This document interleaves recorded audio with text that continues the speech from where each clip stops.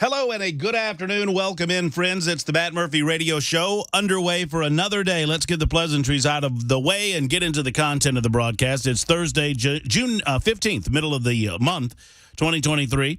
It is our episode 361. Hope you're doing well. Maybe some rain showers a little bit later on this afternoon. Be on the alert for that if you're leaving work or getting out and about, generally speaking. We're glad you're with us, whatever however you're able to consume the show, whether it is on the 100,000 watts of blowtorch power that we enjoy at 99.7 FM. Perhaps you're listening on an online streaming platform, or maybe you're watching via Talk TV. We thank you for those eyeballs and those ears, and we'll try to make it as entertaining as possible for you until 3 o'clock this afternoon, and I'm certain that Brian Wilson feels the same way on the drive. He cranks up at 3 and goes until 7. Information-fueled and opinion-driven news talk radio for the masses. Super Talk 99.7 WTN. Mac Maury will be back presently in the newsroom gathering headlines for you. No Headless Bell today. Young Mason in his stead. Do we get to see you on camera, Mason, or are you a la Bell just off camera during these times? I'll pop up every once in a while. Okay, well, there you go. Well, You're good to see you. If I'm good enough to talk to, we'll see what happens. Well, hopefully I'll keep you busy in there. If I keep Mason entertained, I feel like I keep you entertained, and we'll try to entertain you with a couple of subject matters. To wit, we've got... I've not talked about this alien story out of Las Vegas. Everybody else is talking about it. And I have not discussed it because I think it's silly. I think it is a lot of movie making infecting our brains to the point that we want to believe. And I don't think it has anything to do with intelligent life anywhere else in the universe. I think it has everything to do with how egotistical and conceited human beings truly are. To suggest that we are important enough that anyone would want to fly here, that anyone would want to associate with us. If there is intelligent life elsewhere, I think they're keeping as far away from us as they possibly can. Because if they've developed a technology that gives them the ability to move light years through space, then they're smart enough to know that we're a bunch of boobs. I mean, am I off the mark here? No, I mean, if they figured out enough to be able to fly across space to come and visit us, that's probably why they landed near Vegas. Probably on a winning streak, and they wanted to hit up those casinos or something. Well, and that's another thing. Why have they collectively all decided to land in the desert of the United States of America? Where nobody else can find them except for the few government people who do. Or why have they decided that, I mean, how is it that they can develop technologies that will give them the ability to go from planets that are, hundreds of light years away? I'm being nice when I say hundreds of light years away. Hundreds of light years away. And understand, a light year is a long way away. A lot of space between there and here. They can develop that technology to avoid asteroids, to chart a course, to pinpoint where they want to go a gajillion miles away. And yet when they get to Earth, they can't manage to not crash. It's stupid. Maybe they figured out how to just get off the ground, but not how to get back down on it without the impact. They don't understand the Earth's gravity. Why would they be the same size as us? I have no idea, to be honest. I mean, they could, for all we know, their spaceships could be the size of toasters. I mean, they could be these little tiny green men like everybody thinks. Or the size of my finger. Exactly. Or, conversely, the size of a brontosaurus or a school bus. I mean, I don't know.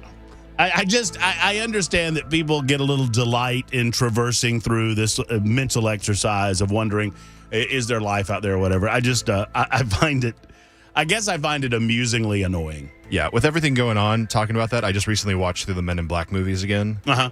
And just how comical that is, and to see if that were true in real day life, I don't know if I need that crossing over. One of my top 10, maybe even top 5 favorite bad movies of all time. Twister's in there. Good choice. I'll tell you my number 1 in a second, but also in the top 5 is a movie starring Rowdy Roddy Piper entitled They Live. I think that's right. Hold on. I got to make sure that title is right. Hold on. You're good. We got time. Oh, sure. Yeah, it is. It's They Live. Rowdy Roddy Piper, Keith David, amongst others. It is the premise is they're already aliens here, but they have disguised themselves as human beings so you can't see them. Okay. And Rowdy Roddy Piper finds this pair of sunglasses, and when he puts on the pair of sunglasses, you can tell who's an alien. And I know who's exactly. not. Okay, yeah. I've seen clips from that movie. I need to watch that. It's made it onto my list forever ago. I need to. You need to watch it. It has one of the most fabulous fight scenes in the history of cinema. It goes on forever between Keith David and Rowdy Roddy Piper. And it's all about Rowdy Roddy Piper wants Keith David. I hope I'm not spoiling anything for anyone. This thing came out in the 80s. But Rowdy Roddy Piper wants him to put on the glasses. He was like, you will not believe this. Oh, put on the glasses. And he's like, I'm not putting on those glasses. And they fight for like 15 minutes on film over him putting on the glasses. And he finally gets him to put on the glasses. And he goes, oh, I should have put on these glasses to begin with. Why didn't I listen to you? Why didn't I listen to you? It's Goodness a gracious. great film. Anyway, my all-time favorite bad movie is a film called Rubber. What a movie. Have you seen Rubber? I have seen Rubber. What It a is movie. so good. It's Pour yourself some brown water and enjoy the show, friends. Rubber is for those who've never seen it or heard about it, Rubber is a film about a sentient tire that falls in love with a girl that has telekinesis.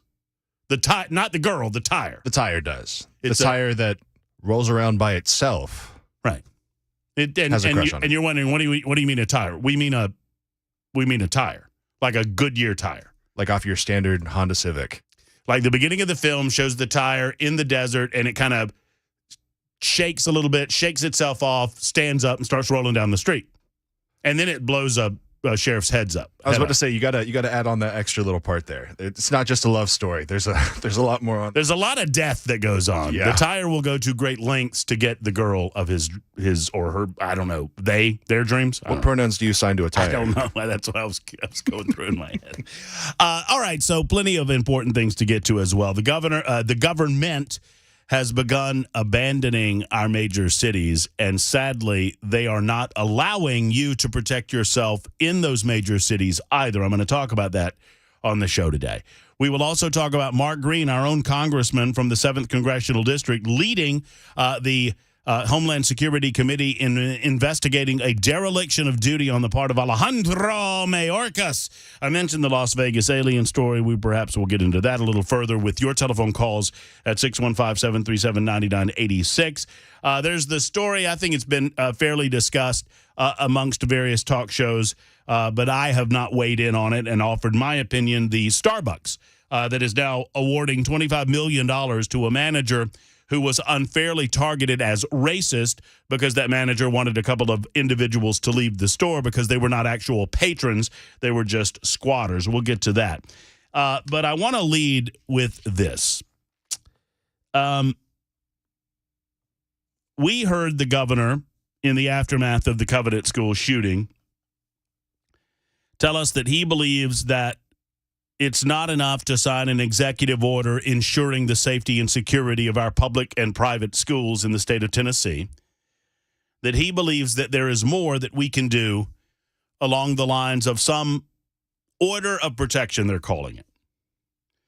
I will use the governor's parlance for the purposes of our discussion in the interest of being as fair as I possibly can to the governor's office.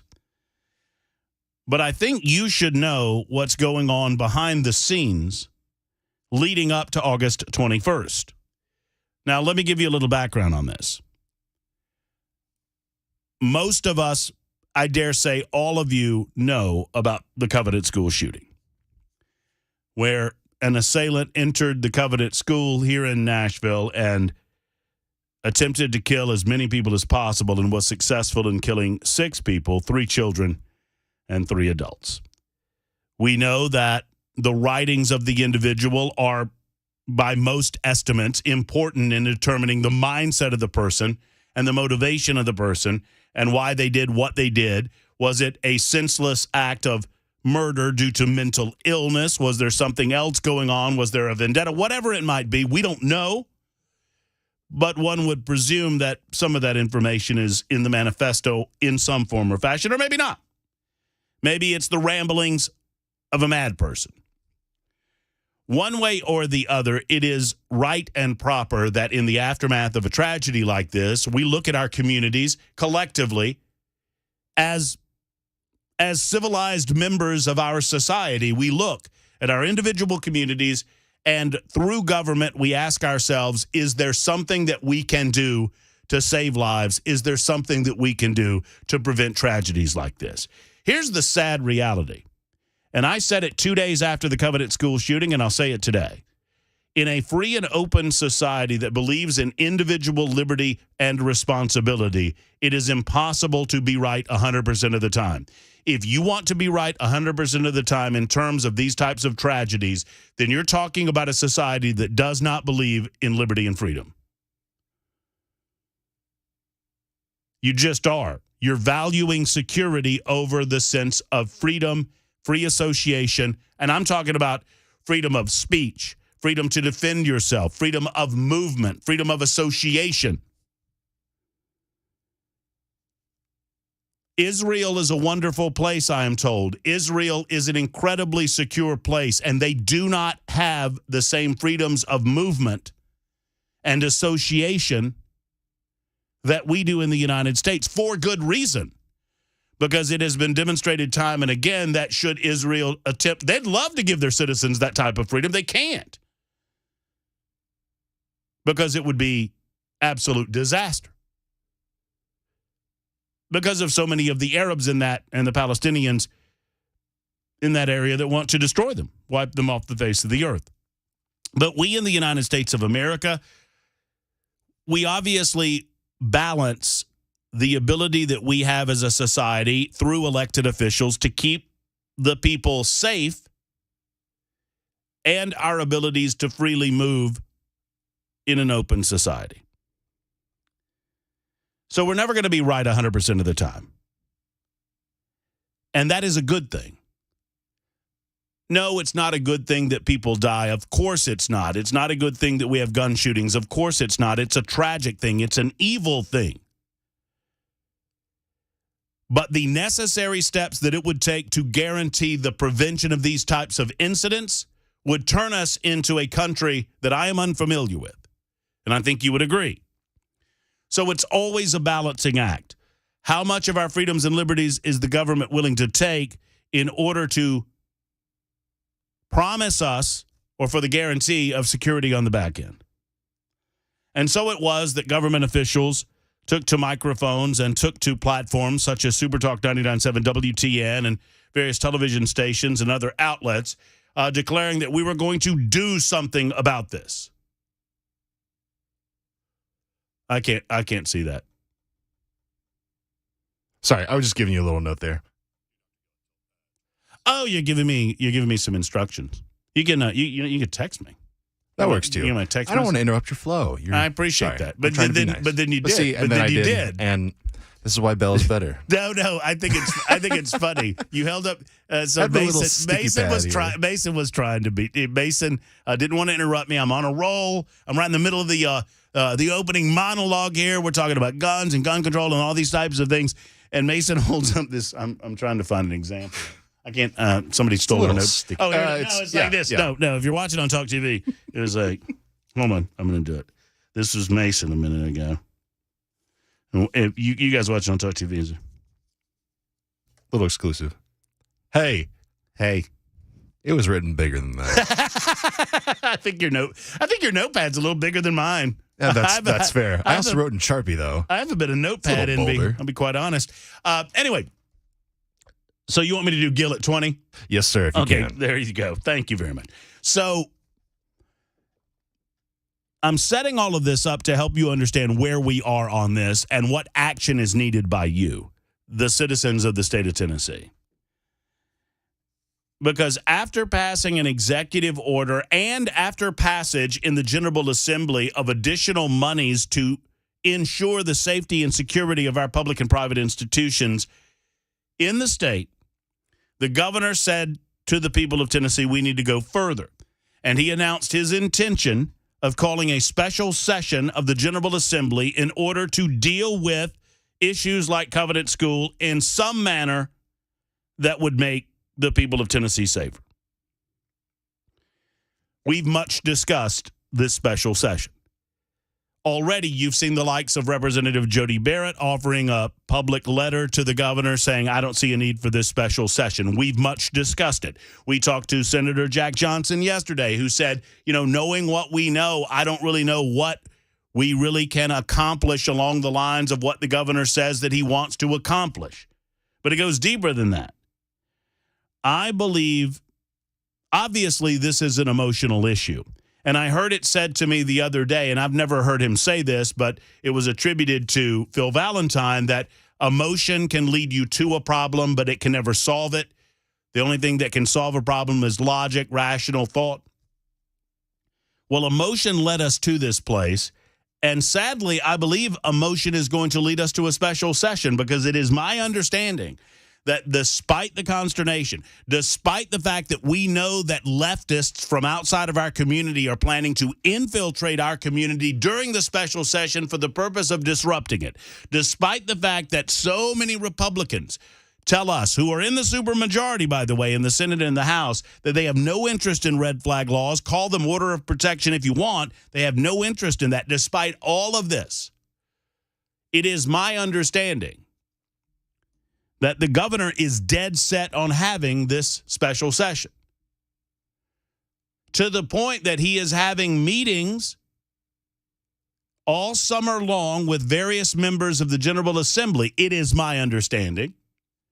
My sources tell me that these meetings largely are taking place at the residence of the governor, but that some of them may be taking place at the Capitol, in the governor's office. And these are for the purpose, this is my intuition, I think the governor's counting votes. I think he wants to know, I think he's trying to pick individual representatives off, politically speaking, and get them to a position of yes individually, so that when they get collectively together, he's already got a commitment from them. I'll talk to you about how this works from a political perspective and what you can do, because while the Republicans have a supermajority in the House of Representatives, you don't need a supermajority to pass this legislation. It's 12:21 on Super Talk 99.7 WTN. Back in a moment.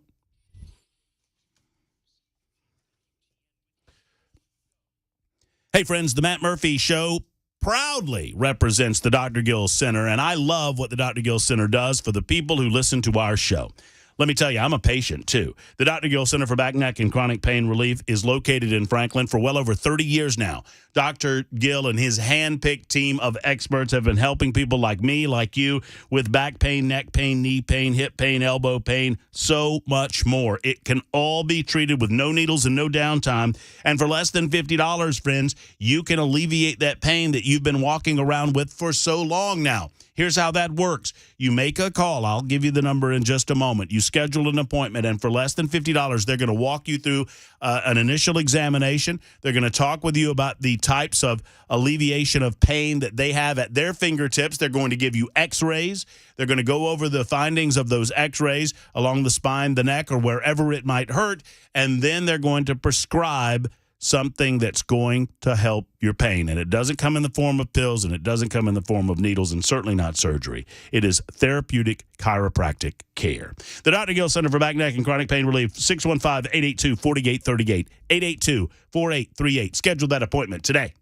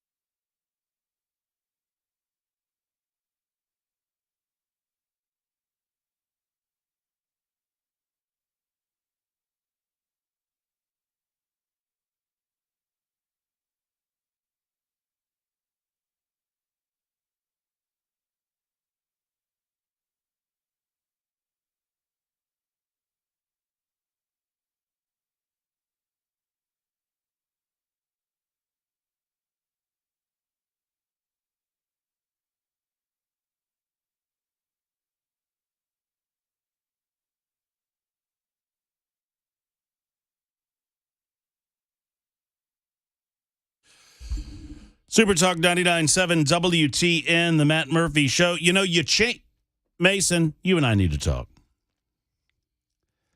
By the way, you and I can talk, not Mason, but you and me, 615-737-9986. I'd love to speak with you. 615-737-WWTN. You can utilize that as a super text line or as a telephone line, as Frank has done. Frank wants to talk aliens, and we'll do so in just a moment. Before we get to that, Mason. What did I do? I don't know. Well, what specifically are you calling me out for? So I go over to, I want to see how the flags look in the background. And I think what we need to do, hold on a second. Stand by. I think we need to move this there. Move that there. So I think that looks better. What do you think? Looks a little cleaner. I like it. I don't know. Like covering up that corner a little more. Yeah. So anyway, we've got. I was looking at the American and the American flag and the flag of the state of Tennessee in the background that we put up yesterday for Flag Day, and I happened to notice the title of our current Talk TV broadcast. I don't know what you're talking about. And it's my understanding that you tried to repair this on the YouTubes, but on the Facebooks. Yeah, I don't know if it's switched over yet. Mm-hmm. So here's the deal, Mason. You're a free man. I am. You can do your job in any manner that you choose, but understand, absent any action by me, every time you say the phrase Friday Eve, a puppy dies. Are you aware of that? I was not. Now, tell me, who's in charge of these puppies dying? No one. It just happens? It happens It's that through nature? when the phrase Friday Eve is used by anyone and everyone. See, I just killed a puppy right there. It's not my fault. Are you sure? Dan Mandis is responsible on Nashville's Morning News for more puppy deaths than any man to my knowledge, any outside of Michael Vick. I mean, then again, he does say it on the show. I think Johnny's the one who throws it in there on his titles. You know what Friday Eve is called, Mason? Thursday. Which is a perfectly serviceable name for the day before Friday. True. I was like, some people call it Thorsday. Some people call it Thursday because they want to get an extra drink in before the weekend. I love Monday through Friday so much. I love noon to 3 so much. I don't get that excited about the weekends. Maybe that's what it is. You do have some pretty optimal hours during the day. Man, oh man, it's so good. I love being with you guys during lunch and then post-lunch. As you're going through that post-lunch, I think I need a nap. But then Murphy's here to blah, blah, blah, keep you awake. Wake you up too much. Anyway, so it's not a preferred phrase on the Matt Murphy Show, that Friday Eve nonsense. Well, I got it for YouTube. We might have an alien interview later today. You might. 2:30. We've got an interview today at 2:30. It might be an alien. Who knows? Speaking of, Frank is here to talk about aliens before we get back into the special session conversation. Hello, Frank. How you doing? I'm sorry to break up a good, harder, pressing subject than aliens, but when I heard that, I just thought, God, it's just too funny that the new one online shows they're always naked. Why do they come all these miles? They land. They have no shoes. They have no some kind of clothing, space suit of some type. I mean, a little poison ivy gives me a rash, but it might be it might kill some alien from another planet. There's a video on YouTube of an F-18 fighter pilot who gets a lock on supposedly a UFO. Now, that'd be like the Flintstone mobile trying to get a lock on something. I mean, it's crazy. If you've traveled that far and you've got that kind of sophistication, like you said, they can't land, they got a problem. Yeah, I don't understand how we expect that they can get light years from wherever they come from, but then the gravitational pull of the Earth somehow gives them enough trouble where they crash in the desert. Yeah. Well, that and who's to say they can breathe oxygen as well? I mean, they could be inhaling nitrogen for all I know. Yeah. Yep. It might kill them. So I just thought it was.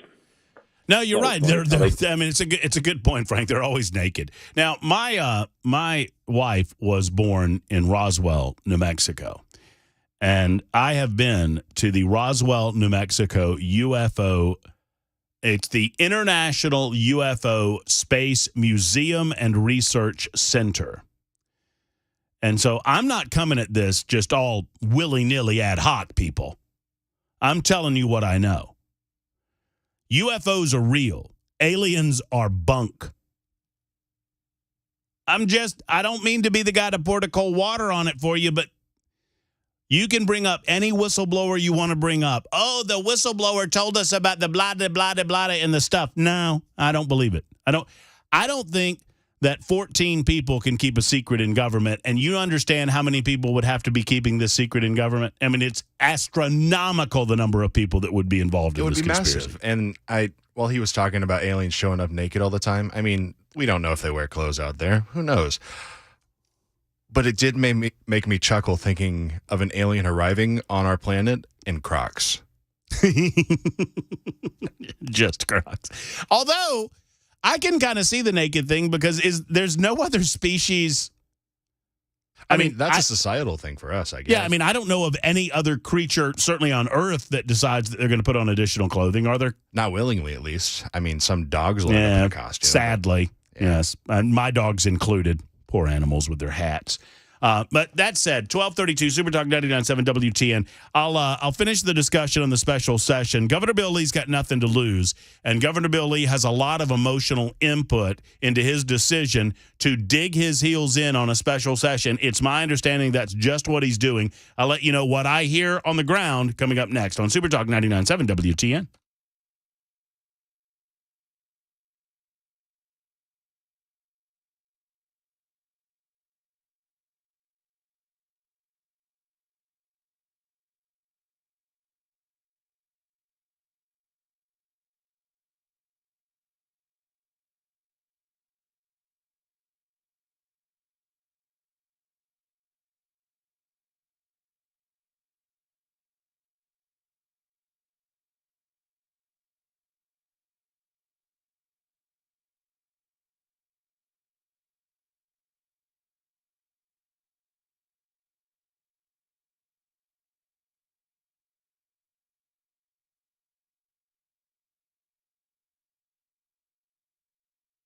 We have a lot of incredible creative people in and around Middle Tennessee, particularly musicians. It is, we're just past CMA week, right?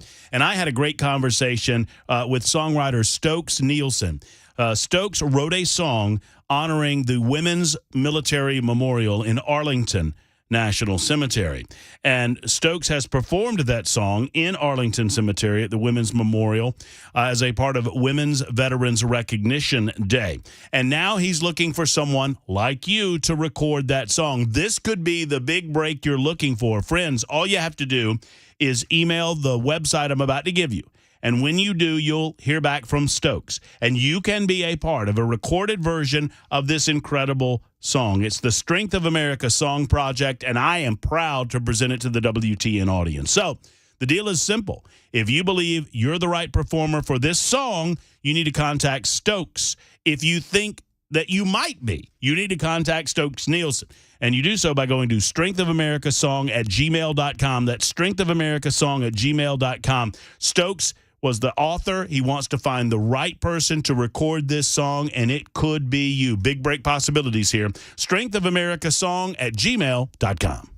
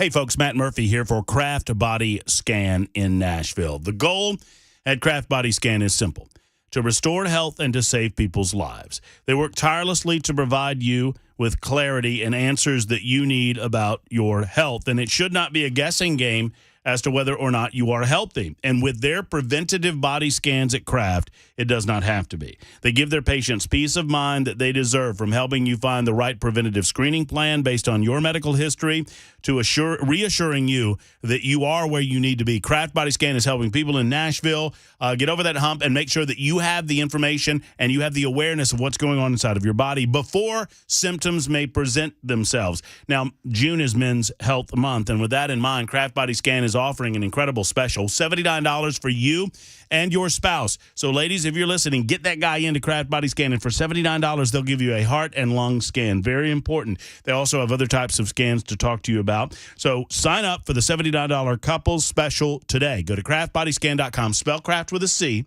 craftbodyscan.com, click on Nashville, or 615-436-1000, 436-1000. Tell them I sent you to Kraft Body Scan.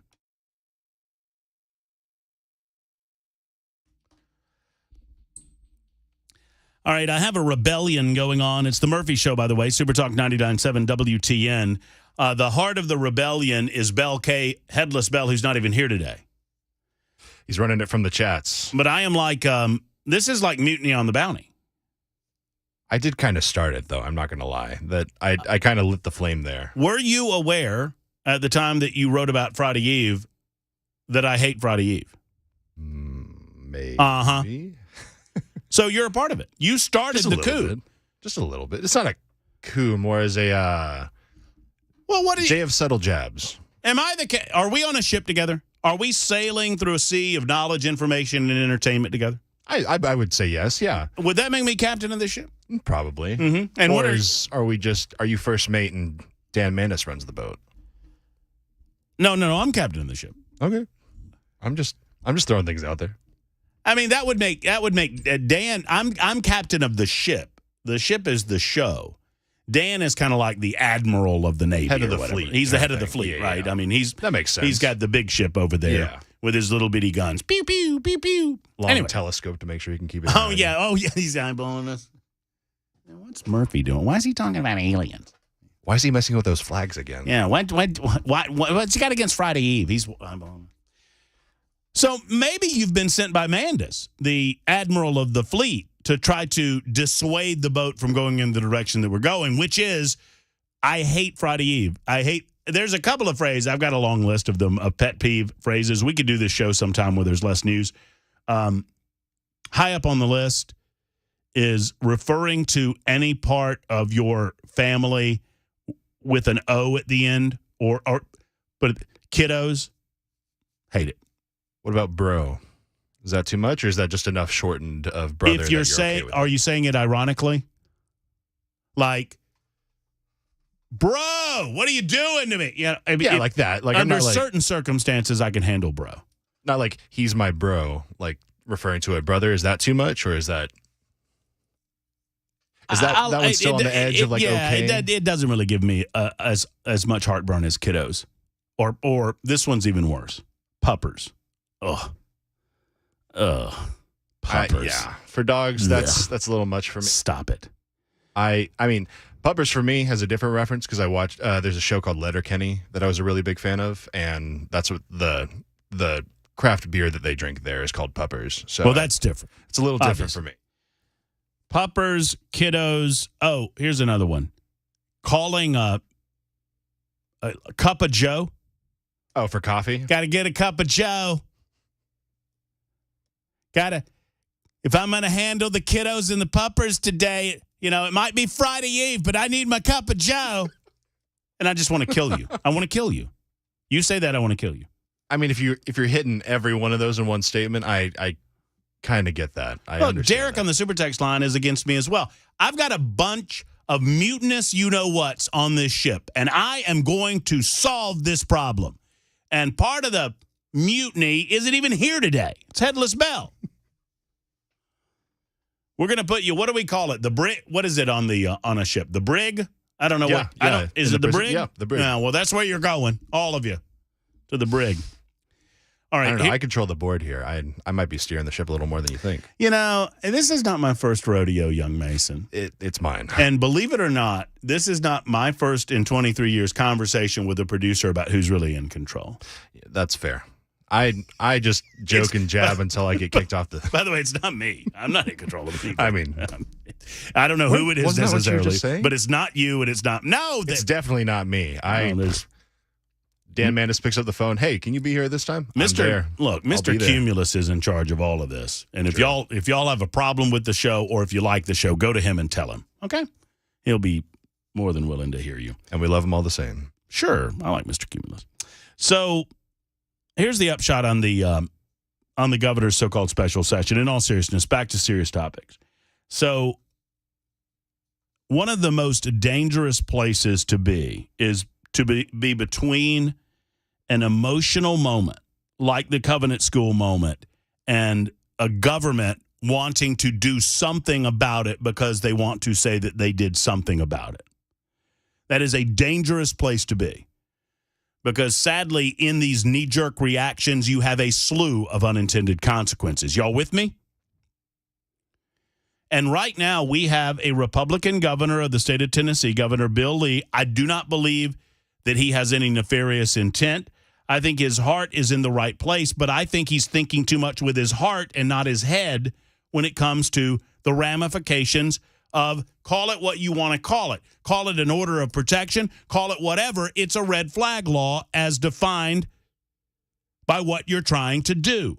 You're trying to circumvent the process of incarcerating an individual because they're a danger to themselves or a danger to others, either temporarily or permanently, and deciding which rights you want to selectively take away from them and which rights they get to keep.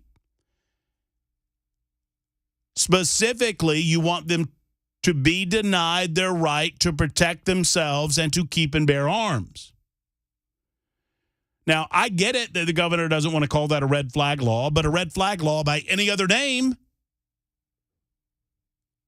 order of protection or otherwise, it's the same thing.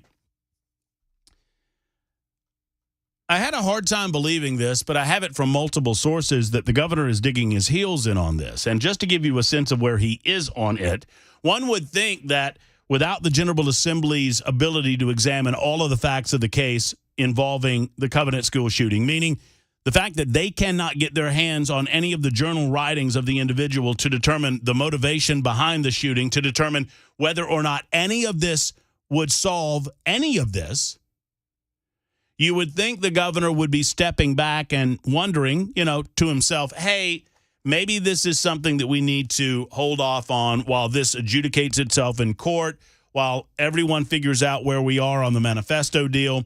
The General Assembly, I can continue to just talk to them and massage them, and we'll just reconvene in January and try to figure out something then. I would have thought that that's where the governor is on this, but it's my understanding that's not where he is. It's my understanding that he's meeting with 3 or 4 or 5 individual representatives and senators at a time at his residence.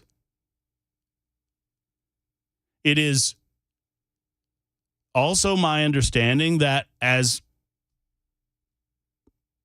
the governor is determined to count these votes, he's inviting people to his office.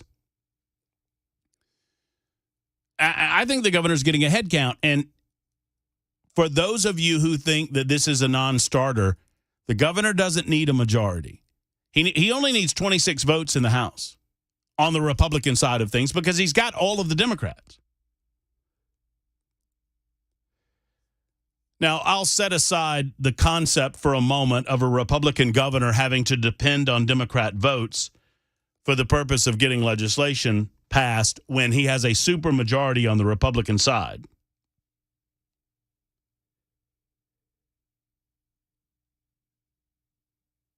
That said,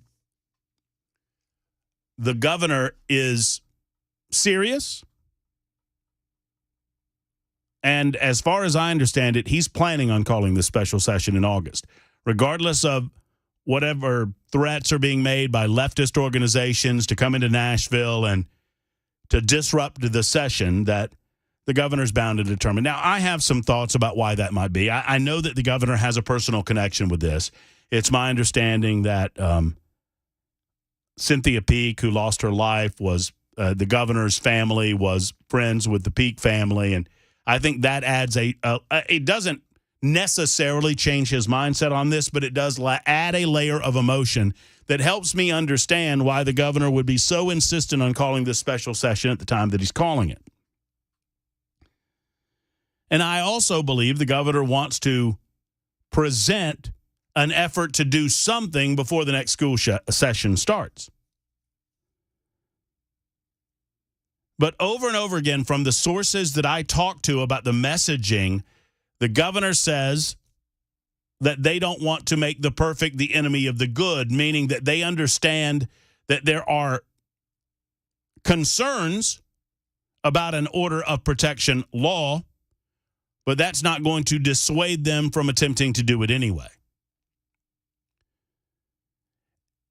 And I also understand that he's getting votes, that he's head counting, and that he has Republicans on his side. And he only needs 26 in the House. Now, the Senate is another matter altogether, but imagine, if you will, your representative being convinced by the governor of the state in his residence or at his office that it's most important that they go ahead and suspend their belief in the Second Amendment and pass an order of protection law because the governor thinks it's really important to protect the citizens of the state of Tennessee. To which I say, point me to a red flag law that works. Point me to a state that has passed red flag laws in which said red flag laws have worked. Decisions do not need to be made through emotion. They need to be made through understanding of the problem, understanding of the challenges in front of us, understanding the balance, the delicate balance that is involved in personal liberty and a society that believes in openness and the right of the people to protect themselves through their Second Amendment rights, and the balance of mental illness. And the fact of the matter is, we need a certain level of safety and security within our schools. I get all of that. That's a hard nut to crack. And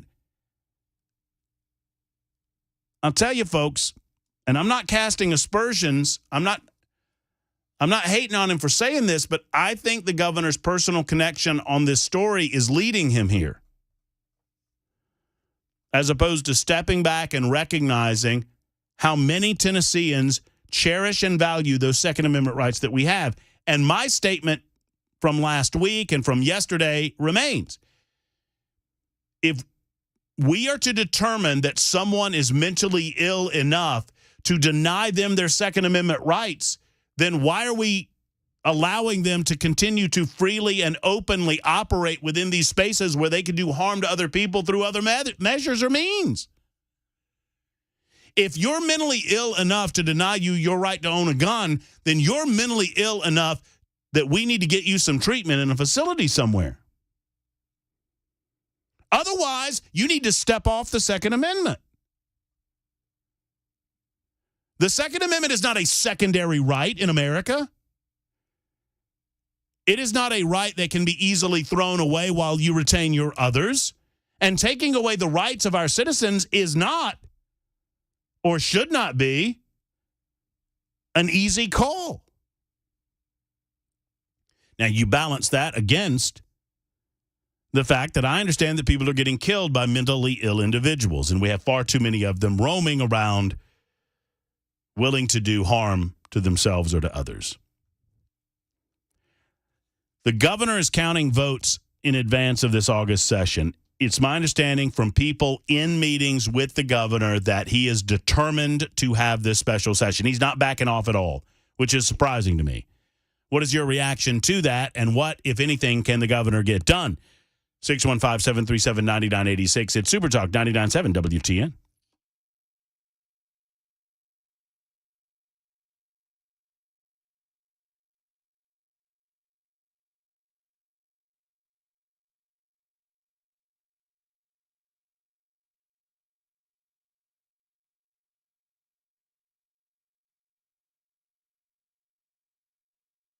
in the hot months of spring and summer, obviously that AC unit is working hard. It's over there giving it its all, and if its all is not enough anymore, maybe it's exhausted its life or there's a problem that exists, I want you to call Jeff Eddy in Efficient Heating and Cooling. If you're trying to make the decision to repair or replace, I understand that can be a difficult one, and Jeff can walk you through every option that you have, every scenario, so you can make an informed decision. The last thing he wants is in the hot months of July or August, your air conditioning to go out. Now, they'll get there jiffy quick. They never charge you overtime. Jeff Eddy doesn't believe in it. He understands your AC doesn't know what time it is when it goes off. Therefore, he's not going to charge you overtime as a result. It's all about customer service, customer satisfaction, and doing things the right and honest way. It's what they do at Efficient Heating and Cooling. It's why I strongly recommend you allow them into your home the next time you need an HVAC person. Call Efficient HVAC at 615-784-4424, 784-424, or go to efficienthvac.net. That's efficienthvac.net, a Diamond contractor with Mitsubishi Electric and Elite Pro partner with Rheem. It's Efficient Heating and Cooling. Hi, I'm Paul Winkler. There was a recent study by J.D. Power looking at how happy investors were with their advisors, and it wasn't pretty. What they found was only 11% of the respondents said that they were getting comprehensive financial planning, that the fees were clear, and that they felt that the advisor was acting in their best interest. Not a good picture, 11%. Now, one of the things that we do is we do comprehensive planning. We fit all of those bills, number one. But one of the things I want to talk about is in the financial planning process, what I think it ought to look like and what is available that people aren't getting. And one of the things is called probability analysis. So in essence, this is what we're talking about.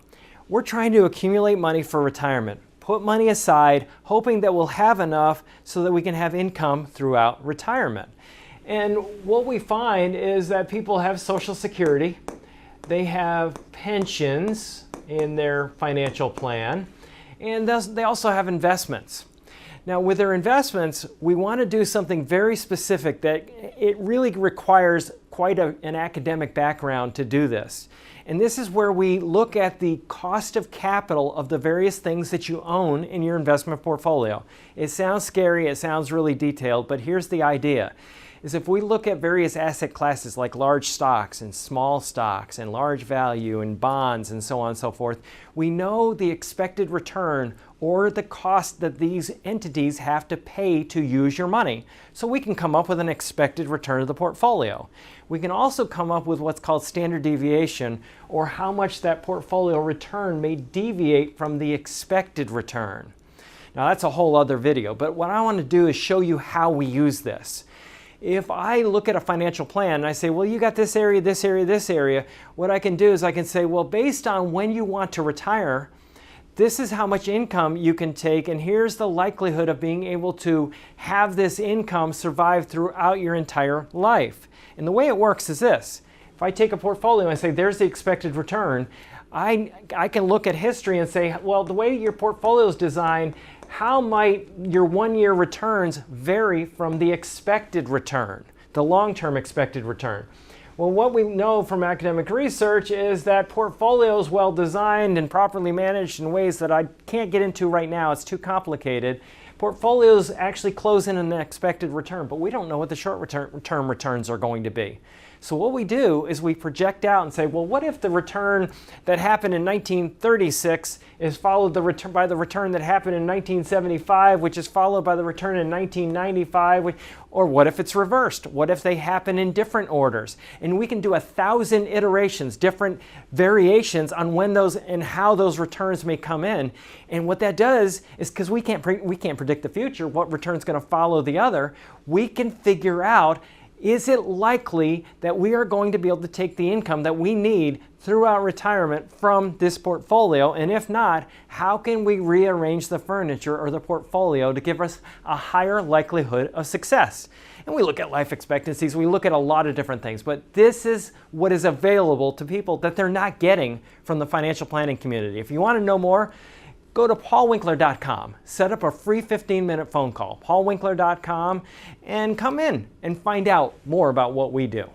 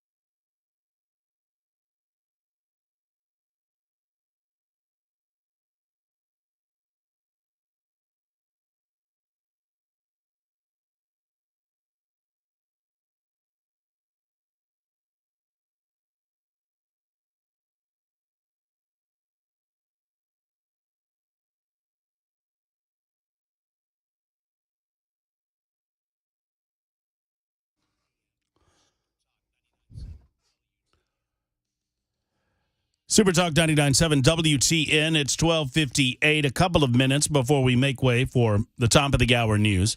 I don't think I have time to give Tommy his due in Murfreesboro, but Tommy, if you hang in there, we'll continue talking red flag laws in the second hour of the show.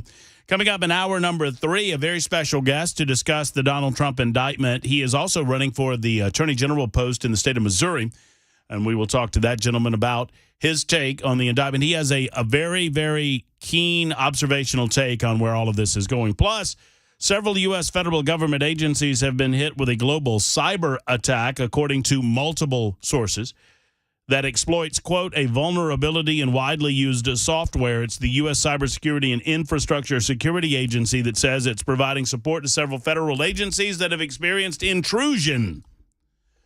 If you experience intrusion for more than 4 hours, please call a medical doctor.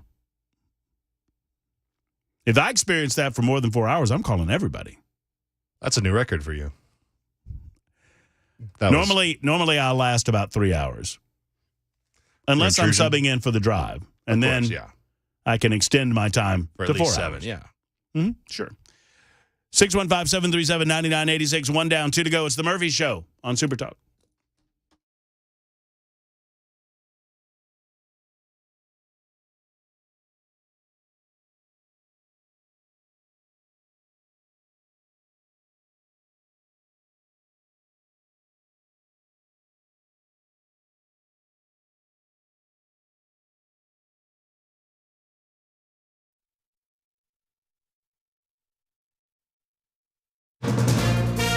From ABC News, I'm Michelle Franzen. In California, a statewide effort underway directed by the governor to curb the uptick of drug use in San Francisco. The Bay Area gem marred recently by that uptick in homelessness, drugs, and crime has led many retailers to fold up shop. The initial numbers of the operation are in. In the first 6 weeks since the California Highway Patrol started a drug crackdown in San Francisco, officers say they have seized 4.2 kilos of fentanyl, enough to kill 2.1 million people, 3 times the population of the city. Officer Andrew Barclay is out looking for signs of drug trafficking. We're stopping vehicles with, thousands, hundreds of thousands of potentially lethal doses of fentanyl. It's an early success in a coordinated, targeted effort to stop drug dealing in the city. The National Guard and other agencies are involved as well. Alex Stone, ABC News. Changes are in the works for how meats are labeled. The FDA says it will make companies more accountable. ABC's Ariel Reshef says new guidelines have to do with how the FDA categorizes grass-fed meats. The USDA says it will also evaluate companies which falsely claim that their products are made without using antibiotics on their animals. This is all part of a Biden administration initiative to crack down on false or misleading food labels. Federal prosecutors announced charges against 9 people who authorities say were part of an elaborate theft ring, stealing art and sports memorabilia worth millions. Those thieves targeted 20 museums across New Jersey, North Dakota, and Pennsylvania, stealing one-of-a-kind trophies and memorabilia and melting it down to sell the raw metals. At a press conference, U.S. Attorney for Middle District, Pennsylvania, Gary Karam, says it included prize items swiped from the Yogi Berra Museum. 9 World Series rings were taken. 7 other rings. 8 suspects surrendered to authorities. 1 is still at large. You're listening to ABC News.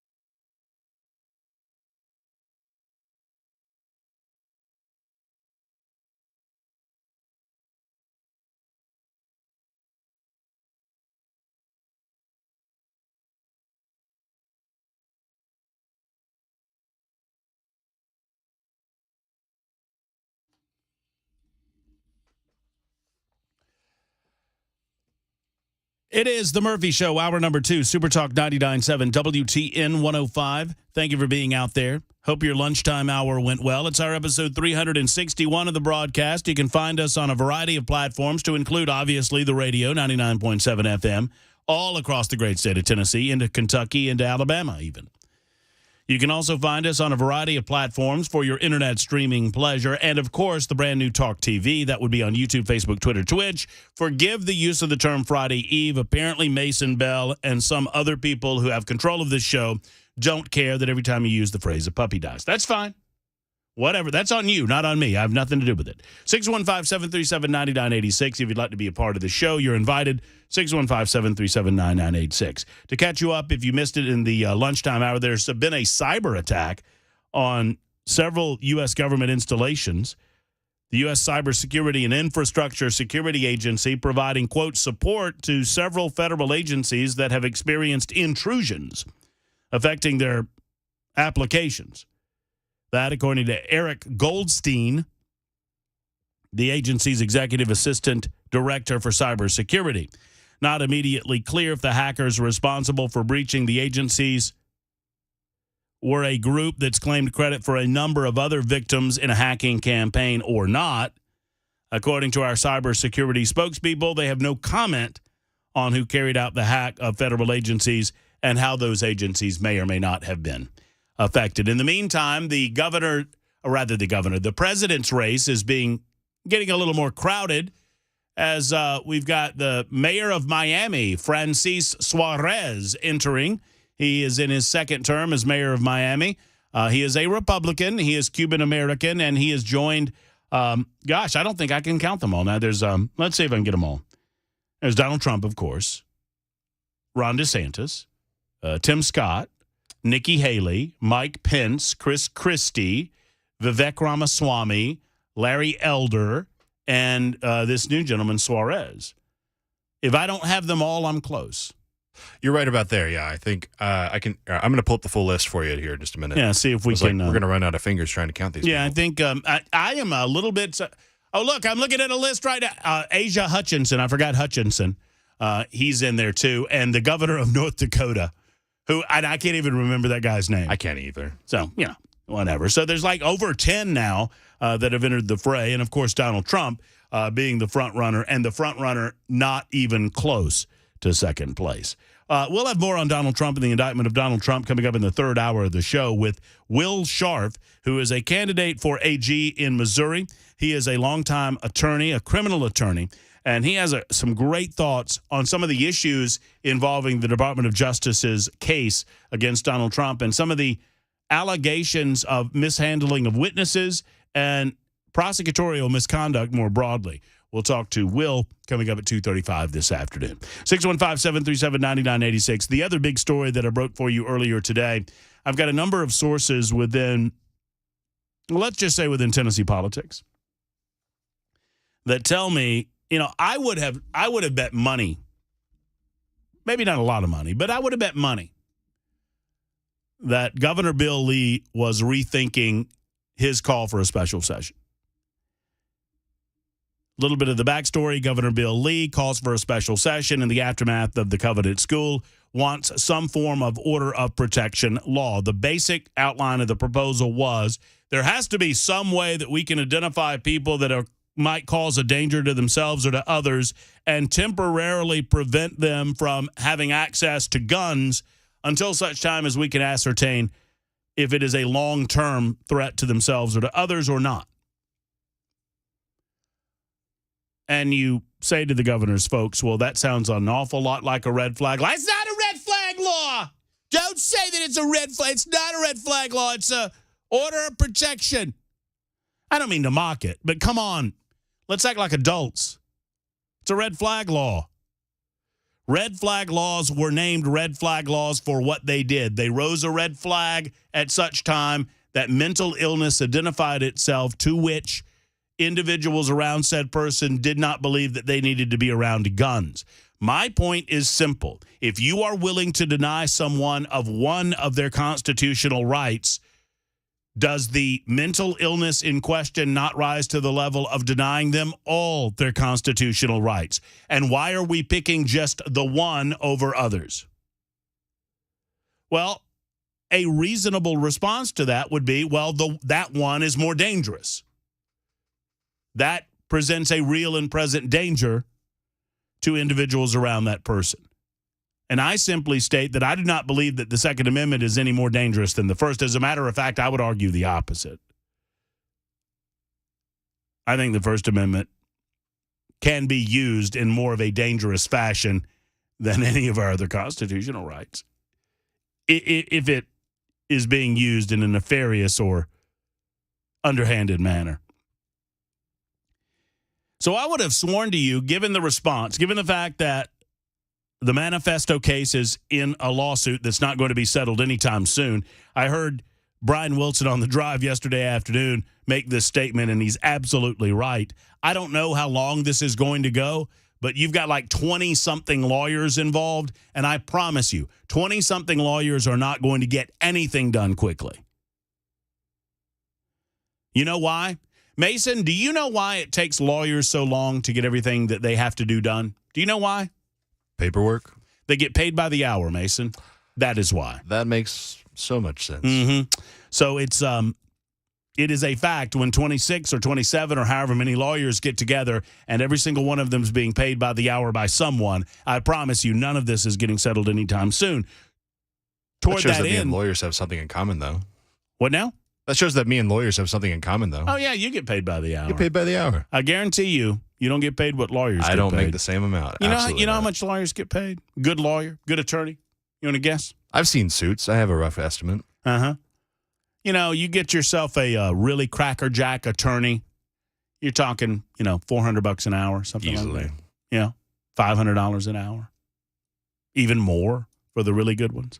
Oh, yeah. There's a reason why they're just churning them out of law schools all across the United States of America. By the way, way too many lawyers. Don't go into the field. That said, so the governor, one would think, considering that you don't have all of the information, the General Assembly's already stepped out, and a lot of Republicans within the GA have said they're not supporting red flag laws whatsoever. But I am told that the governor's digging his heels in to the point that he is inviting people to the residence, that he's inviting people to the Capitol, and he's asking for votes. He's attempting to count votes. He needs 26 Republicans in the House of Representatives. Who knows how he's going to get the Senate? And I understand it, informal head count here, that he's already halfway there. Hear me now.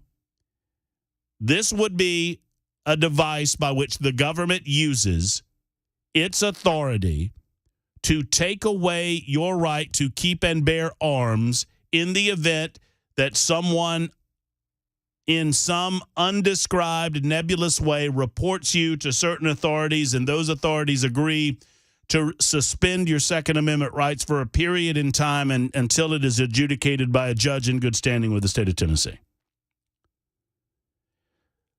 So this would be, by design, preemptively denying you your right to keep and bear arms by order of protection. And Governor Bill Lee already is halfway to the 26 number that he needs. That's what I'm told. 615-737-9986. In the meantime, we have a threat of disruption at least, violence at worst, over the special session itself.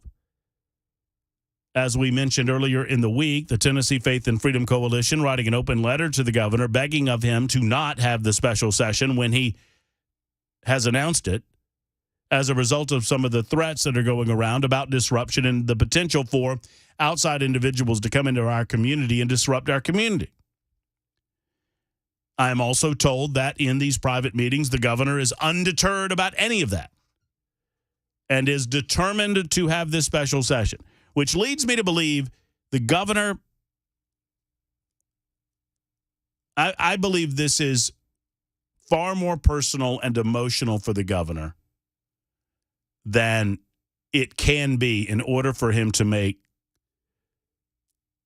reasonable decisions about the best way forward for the state. I'm not casting aspersions when I say that.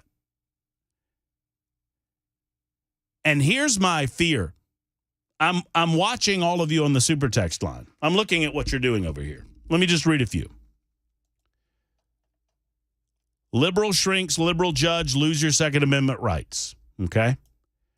8653 writes, it's going to fail.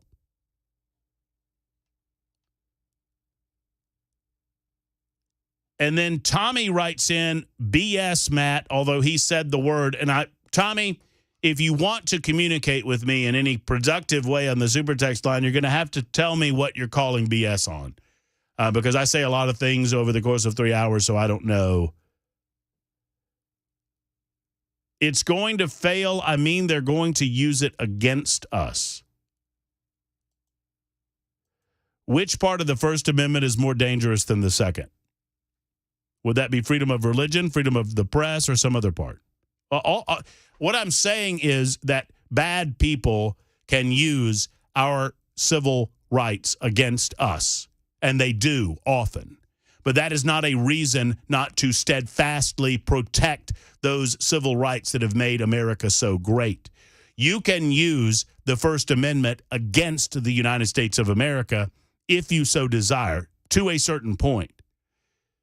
I believe the power of speech and the freedom to worship can be used against the American people, given the wrong people with the wrong mindset. That's my point. And in terms of the ability to keep and bear arms, the gun in and of itself is a neutral party in whether it does good or does bad. The good of the Second Amendment far outweighs the bad of the Second Amendment. That was the point that I was trying to make.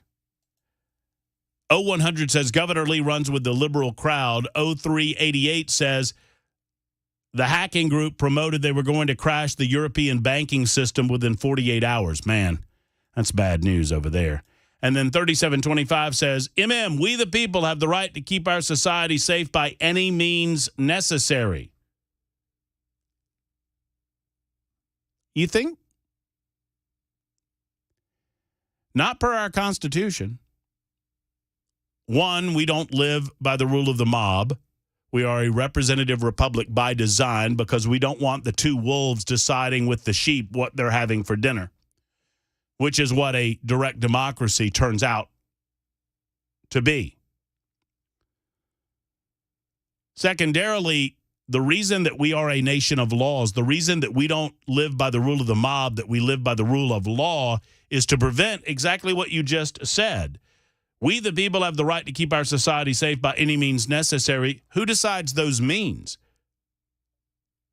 That's not decided by we, the people. It's decided by the representatives that we, the people, select to go to their respective municipalities, general assemblies, or congressional legislatures and determine as representatives of those people who elected them.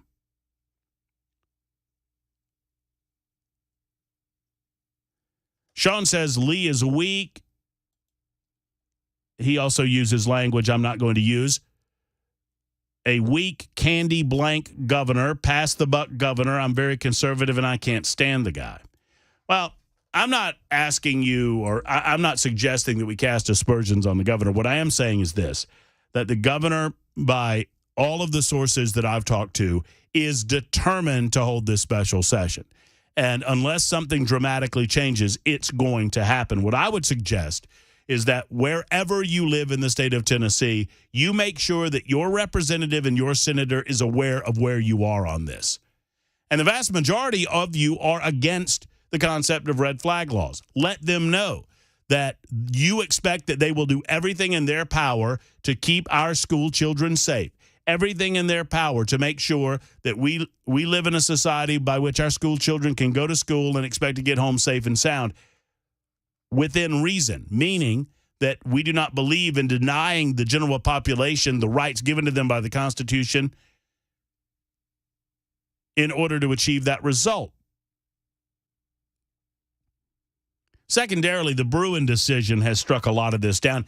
And it's also my understanding, I have a little sleuth in the AG's office that tells me that AG Skermetti has already put the word out that he has no defense for any sort of red flag law in the state of Tennessee. Based on Tennessee law and based on the Bruin decision, that he doesn't believe that he could successfully defend the lawsuit that is surely to come if any of this gets passed in the first place. Even if Governor Bill Lee gets the votes that he claims that he wants, the heads that he's counting right now, in the special session that he's determined to have, you know that there will be lawsuits as a result of all of this. Roger is in Murfreesboro. He joins us next on the Matt Murphy Show on Super Talk. Hey, Roger, how are you? Hey, Matt. Thanks for taking my call. Yes, of course. I wish you had your lawyer friend on there today, and maybe he could shed some light on what I'm going to tell you. I've personally been affected by that. Oh. Roger, we did not hang up on you.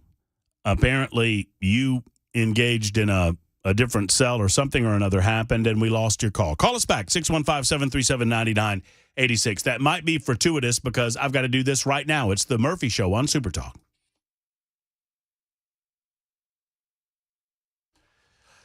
Let's talk for a moment about your safety and your guns' safety, right? I mean, you buy guns to protect yourself, protect your property, protect your family. What do you buy to protect your guns? Well, you should be buying a gun safe from the Safe House. And right now, Mark and his team want to make clear that while they are still sales tax-free with the gun safes, that is expiring. That happens at the end of the month. Sadly, it is over in terms of not having to pay sales tax on your gun safe. It's over at the end of the month. So you have about 15 days right now. 30 days have September, April, June, and November. That's right. 15 days from right now to get to the Safe House, talk to Mark, talk to his one of qualified crews, examine the safes that they have available, and then make a decision so you can save the maximum amount of money by not paying the sales tax on that safe. Secondarily, they also have incredible Browning rebates going on right now that Mark tells me are unlike anything he's ever seen, and he's been around for a couple of years, 30 to be precise. Go by the Safe House. Nashville Safe House can be found online at NashvilleSafeHouse.com or stop by on 4th Avenue South, right across from the city cemetery. It's the Safe House. Tell Mark and his team that Matt Murphy sent you to Nashville Safe House.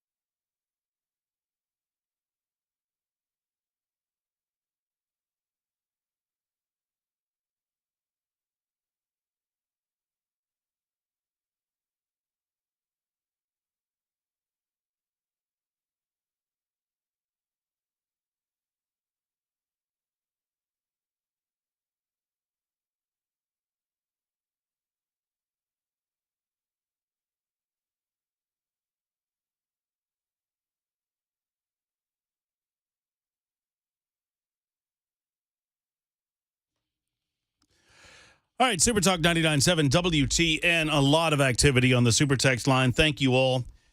Come on over to Talk TV. You can see my ugly mug right there. My soon-to-be skinnier mug. Started a new plan today. I'm excited to begin telling you about that in the coming weeks. Come on, Mason. Go with me. Now, I'm not saying you need to lose weight. Don't I get me need wrong. to lose weight. I'm working on it right now. I'm on my own program. You know what I did? I brought all my almonds to Mac Maury back in the newsroom. Nice. No nuts on this plan. Stealing them all from you? So, no, I decided, I gave him Vienna. Are you a fan of Vienna sausage, by the way? It's not my go-to. I think. Good for you. I remember you guys. You've never had one. If it's anything like potted meat, then Vienna sausage and potted meat are very different things. okay, fair enough. They're I like a little the deviled different. ham. Yeah. I was like, deviled ham is good. Potted meat is not my preference. No, it's not Vienna really sausage anybody's is preference. Yeah. I mean, I'm Potted getting my meat. statement out there because I remember you guys talked about me the other day on the air, so I wanted to clear the air there. I'm not a fan of potted meats. But Vienna sausage, it's a texture thing. It's a texture thing for me. Wait, hold on a second. Wait, Do you wait, remember hold, this, whoa. Do you, Mason, one, thank you for listening. 2, do you believe that someone along the way cast, dare I say, aspersions against you? Do you feel like your name was perhaps drugged through the mud in a certain way regarding said potted meat? Say it, Mason. Possibly. There may be a source to a reason why I'm rebelling today. Okay, so I think I got this. I don't even remember what was said. And I imagine that I probably said it. You did, and I don't think you just started digging the hole. You just kept speaking. I forgot exactly what was said, but I don't even know what was said. I just heard that I was talked about. Look, That's about it. Look, I'm a fat boy, okay? And so if I'm going to look at a fellow fat boy and say, you know, there's a potted meat fan if I've ever seen one, so be it. I'm not saying I said that about Mason, No, you but didn't. if I did say that about Mason, I mean, I think I'm in my rights. Now, a little skinny lad like yourself start talking that smack, you got trouble. Fair enough. I mean, Call you out. us biggins got to stick together now. By the way, if you're a skinny person and you have any friends that are plus-size friends, we don't like to be called big man or biggin. Thank you. It's a political, a public service announcement from Matt. Hey, biggin. No, we don't like that. What's up, big man? What's going on, big man? I mean, what you mean is fat man. You don't mean big man. You mean fat man. Line 11. Yeah, I got a special guest for you. All right, I got Roger coming back, but I'm going to take line 11 first. It's line 11, mystery caller. Go ahead, please. Hey, it's Bell. I don't think this is allowed. I think this is illegal. What are you doing? It's an intervention. Nobody was casting aspersions at Mason. We were talking about having Mason do the potted meat because Mac decided it was time for another music festival and left. Oh, yes, that's I do true. remember this. That is true. Yes. I do remember that part. Okay, And you're right. We naturally gravitated to Mason as somebody that perhaps would enjoy partaking in the potted meat. Yeah, like he was willing to play ball, whereas Mac was like, I got to go out of town for Blink 182 or whatever. Which, by the way, now that you bring it up, Bell, may I just say, Mac, congratulations. I fully expected you would have been off today and tomorrow for the big Bonnaroo Festival down in. Never attended, but I want to one day. I'm right there with you. I want to go. Bell, do you believe that he's never been to Bonnaroo? No, he's lying. Yeah, he's a liar. He's a liar. That you know what? He's probably leaving as soon as he gets off the air tomorrow to go down there. You know, as a matter of fact, the only thing I believe that comes out of Mac Maury's lips that's the truth is the news. Outside of that, I don't know that I'm buying any of this garbage. That a lot of the Kansas City hate speech he's into. Yeah, true that. Go Chiefs. Hey, how's your car, by the way? It's actually fixed. I'm just it's taken care of. So I'll be in tomorrow, and you'll have to put up with me in person. Yeah, you only have to deal with me for today. Oh, that's great. Well, Bell, I'm glad you called to clear. I'm glad that of the three of us, there's one that, or the four, I guess, if I include Mason, that there's one that actually listens to the show. Yeah, Mason was completely innocent of anything negative. It was all Mac Maury's fault. Well, as usual. Yeah, I mean, per usual. Obviously, blame the skinny guy. Thank you, Bell. There's Bell K, Headless Bell, we call him, calling in to a show that he executive produces somehow. I don't know how that works. So the point I'm making is Vienna sausage and potted meat are not the same thing. And if given the choice between the two, it's Vienna sausage all day long and twice on Sunday. It's much better than potted meat. But if you ever eat Vienna sausage, it is my personal recommendation, unless you get a flavored kind, which I think is just the pits. I think it's awful that you would do that. Buy the original.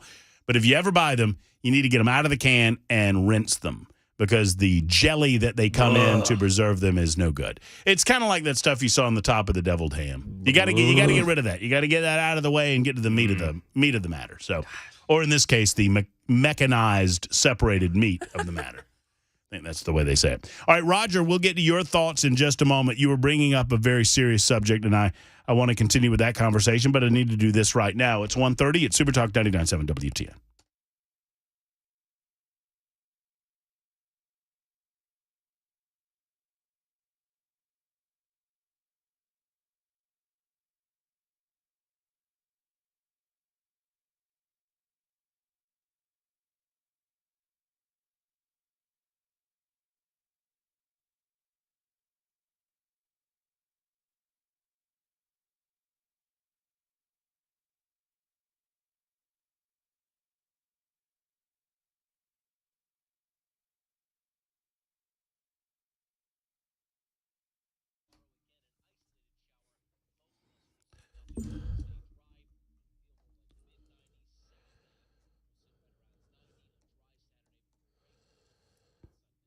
The Tennessee Men's Clinic has added an additional location to service all of Middle Tennessee, and I'm proud to tell you all about it.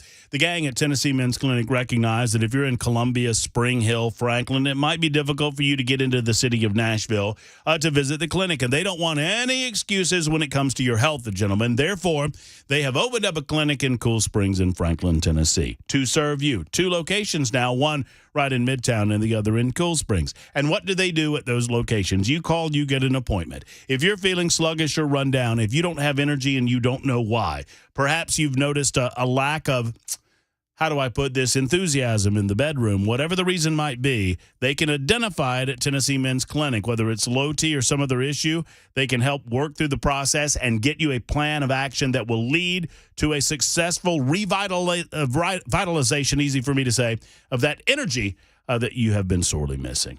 It's all about the energy. It's all about keeping you up and going with the Tennessee Men's Clinic. Go to TennesseeMen'sClinic.com to find out more and to schedule your appointment today. Give them a call, 615-208-9090, 208-9090 for Tennessee Men's Clinic.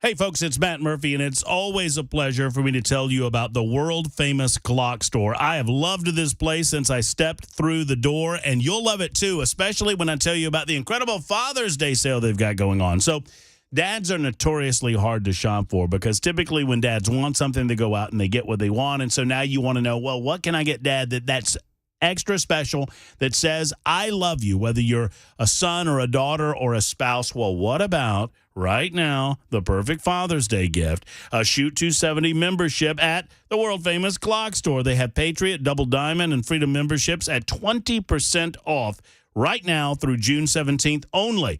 It is today, tomorrow, and then that's it. I mean, Saturday is it. After that, you're on your own. Well, you're not on your own. I mean, they still have some great deals on the Shoot 270 memberships. You just don't get the 20% off. That is 1/5 off, and you need to do it now. It is a great Father's Day gift. If your dad wants to get involved in gun ownership and training, or if you feel like he would benefit from this or just have a lot of fun with it, go to shoot270.com. That's shoot270.com. 20% off for Father's Day. It's the Glock Store, minutes away from anywhere, online at glockstore.com.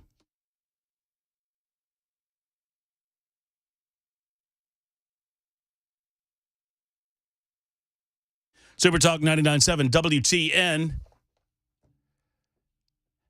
I'm having a difficult time. There's a survey out. I'm looking at it on monitor number 3 right now. There's a survey out that says 42% of CEOs, these are seemingly smart people, right? 42% of CEOs say that artificial intelligence could destroy humanity within 10 years. I mean, I've seen Terminator. I think way too many people have seen Terminator. I think that's the problem. True. I think that's why you get 42% of CEOs. I mean, one would think that if you're a CEO, you're a pretty smart person, right? You would hope so. I mean, I'm certain that there are exceptions to the rule, or exceptions, as they say, that prove the rule. I have a difficult time getting my panties in a wad about artificial intelligence. I have a difficult time believing that we're 10 years away from the computer saying, you know what, human beings, we're just going to go ahead and take you out because we believe that you're the problem. Well, there's two ways I see AI affecting us as a civilization. Either it takes the Terminator route or it takes the WALL-E route, where everybody relies on them too much. We're floating around in chairs watching TV all day. I could see that now. Floating through space. I could kind of see that one. And WALL-E, if you want to put yourself in the predisposition to get in a bathtub with a toaster, watch WALL-E. Because it'll do it, boy. It's a sad movie. I will never watch that movie. I watched that movie once. I'll never see it again. Why not? Because it made you sad? It made me sad. That's why. I can't handle for some reason I have a difficult time animals that I consider to be or entities that I consider to be innocent or naive, when they have to go through pain and suffering, I can't handle it. I can't handle it when there's a story of a dog that has to go through. I can't get through, even if it has a great outcome on the other end, I can't get through it. Like animals abandoned by previous owners and stuff like that. No. That's what WALL-E's all about. He's all about himself. It has a good ending, though. They come back to Earth. I can't remember the ending. They replant the plant and start over on Earth again. And WALL-E gets to be with Eve in the end. It's good. Rewatch it. Okay, I'll rewatch it. I'll let you know. Roger is back with us. Roger, you were making a great point, and your cell phone kind of went out on us. I promise it wasn't on our end, but you're back. Okay, I'll get right into it. Some time back, I had a crisis in my life, and nobody else involved, just me, and my family was worried about me, thought I was going to harm myself, so they intervened. Well, the doctors, they put me in the crazy house, and the doctors called them and said, get all his guns and hide them. So they did that. Then I got a letter from a judge that said you can't buy a gun, carry a gun, have a gun on your person. Now, is that not a red flag law? So that's in the state of Tennessee. So let me walk through this to make sure I heard you correctly. So you were determined to be a danger to yourself and to others. And not others, just myself. Okay. And did they incarcerate you? No. I went to a mental, I don't know what you call it. It's just a mental hospital. Right, but I mean for a period of time, 72 hours, something like that.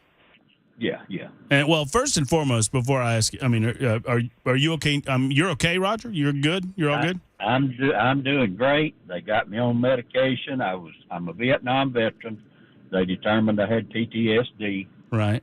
They have handled that, and I've been as happy as I've ever been in my life for the last year or so. Well, okay. First and foremost, God bless you for that, and that's wonderful. I'm glad that you feel good about where you are now, because it sounds like you were in a pretty dark place.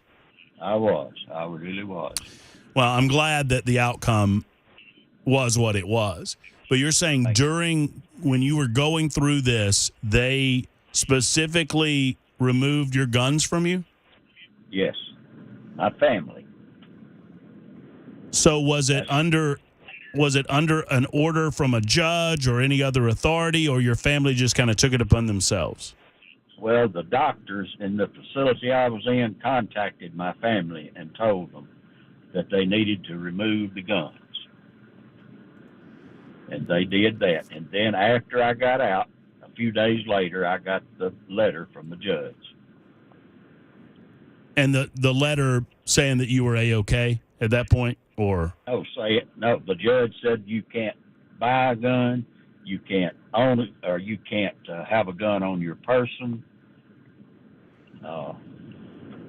Do you remember, did the letter indicate under what authority he was making that order? Not really. It just said that I was determined to be a danger to myself, and the judge said I couldn't have guns. And, I don't. Is that a violation of my rights? Well, that's what I'm trying to figure out. And there may be some information that I don't know about Tennessee law that I'm missing, and I am certain that an alert super texter will get us up to speed on it. But did you agree when you were going through the dark days? And I mean, did you agree to go into the facility? Yes. Okay. Do you recall signing anything, admission paperwork? I do not. I may have, but alcohol was involved. Okay. And I was seeing things and hearing things when I didn't mean to interrupt you there, Roger, because this is compelling to me. So did this order, was it temporary?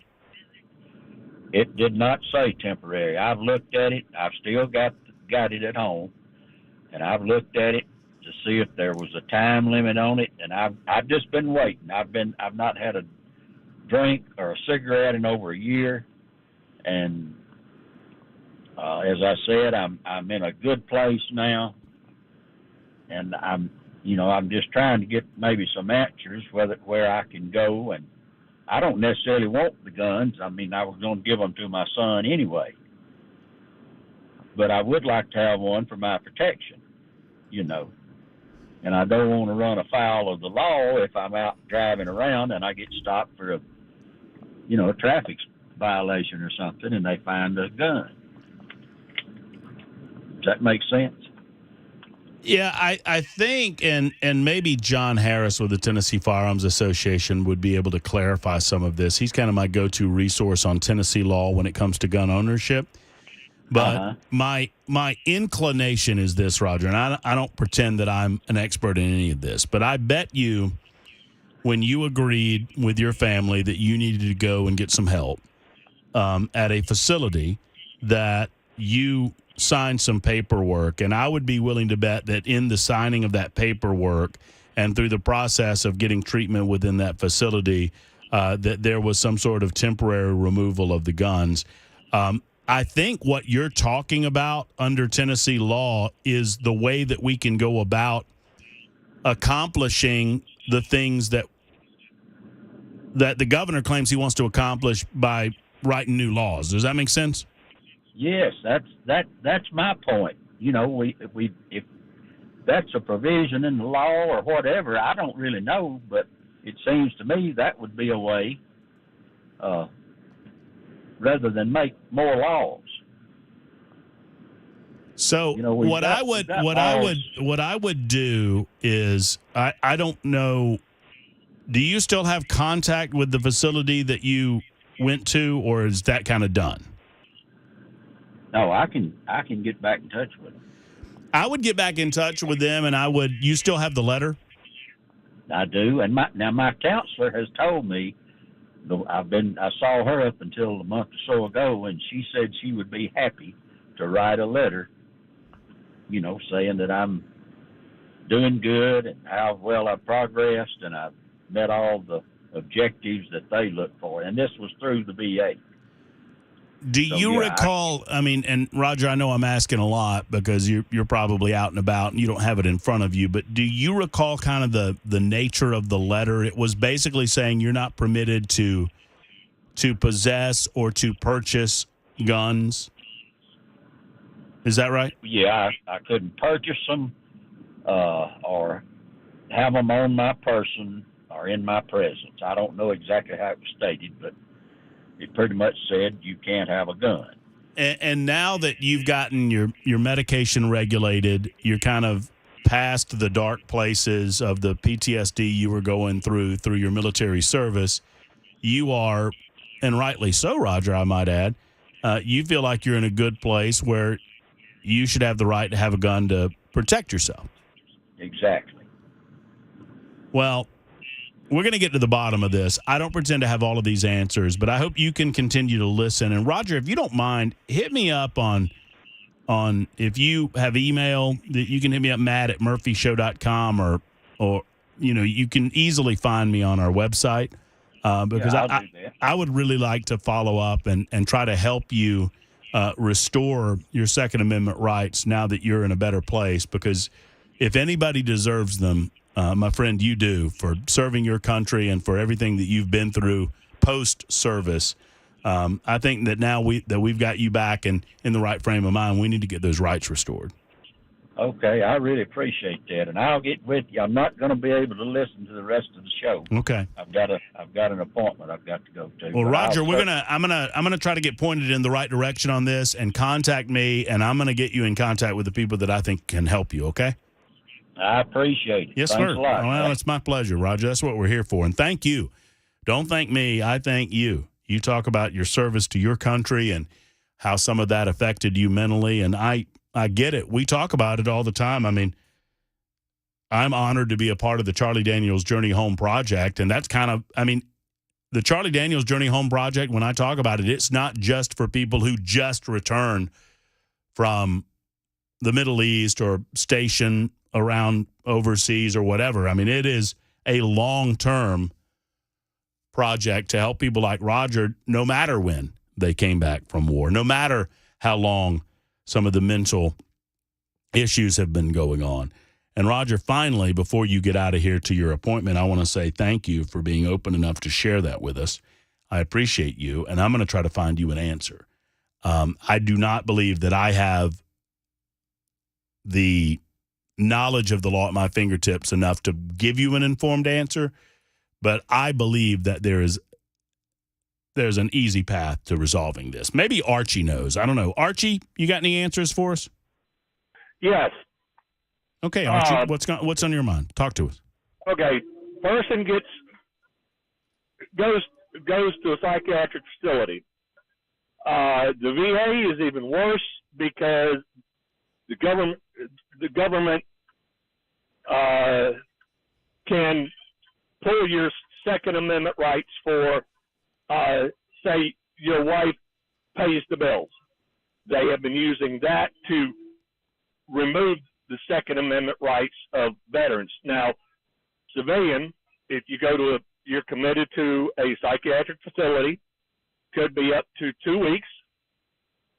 Then they will go to a court of law, go before a judge, and if you're adjudicated mentally defective, your Second Amendment rights are taken, and you receive a letter that you are not allowed to own firearms. You can't buy firearms. You are a prohibited person and put in the NICS system. I know this because I've seen a letter that I know of somebody that got, and couldn't have the weapons around that person. And so I have actually seen it take place.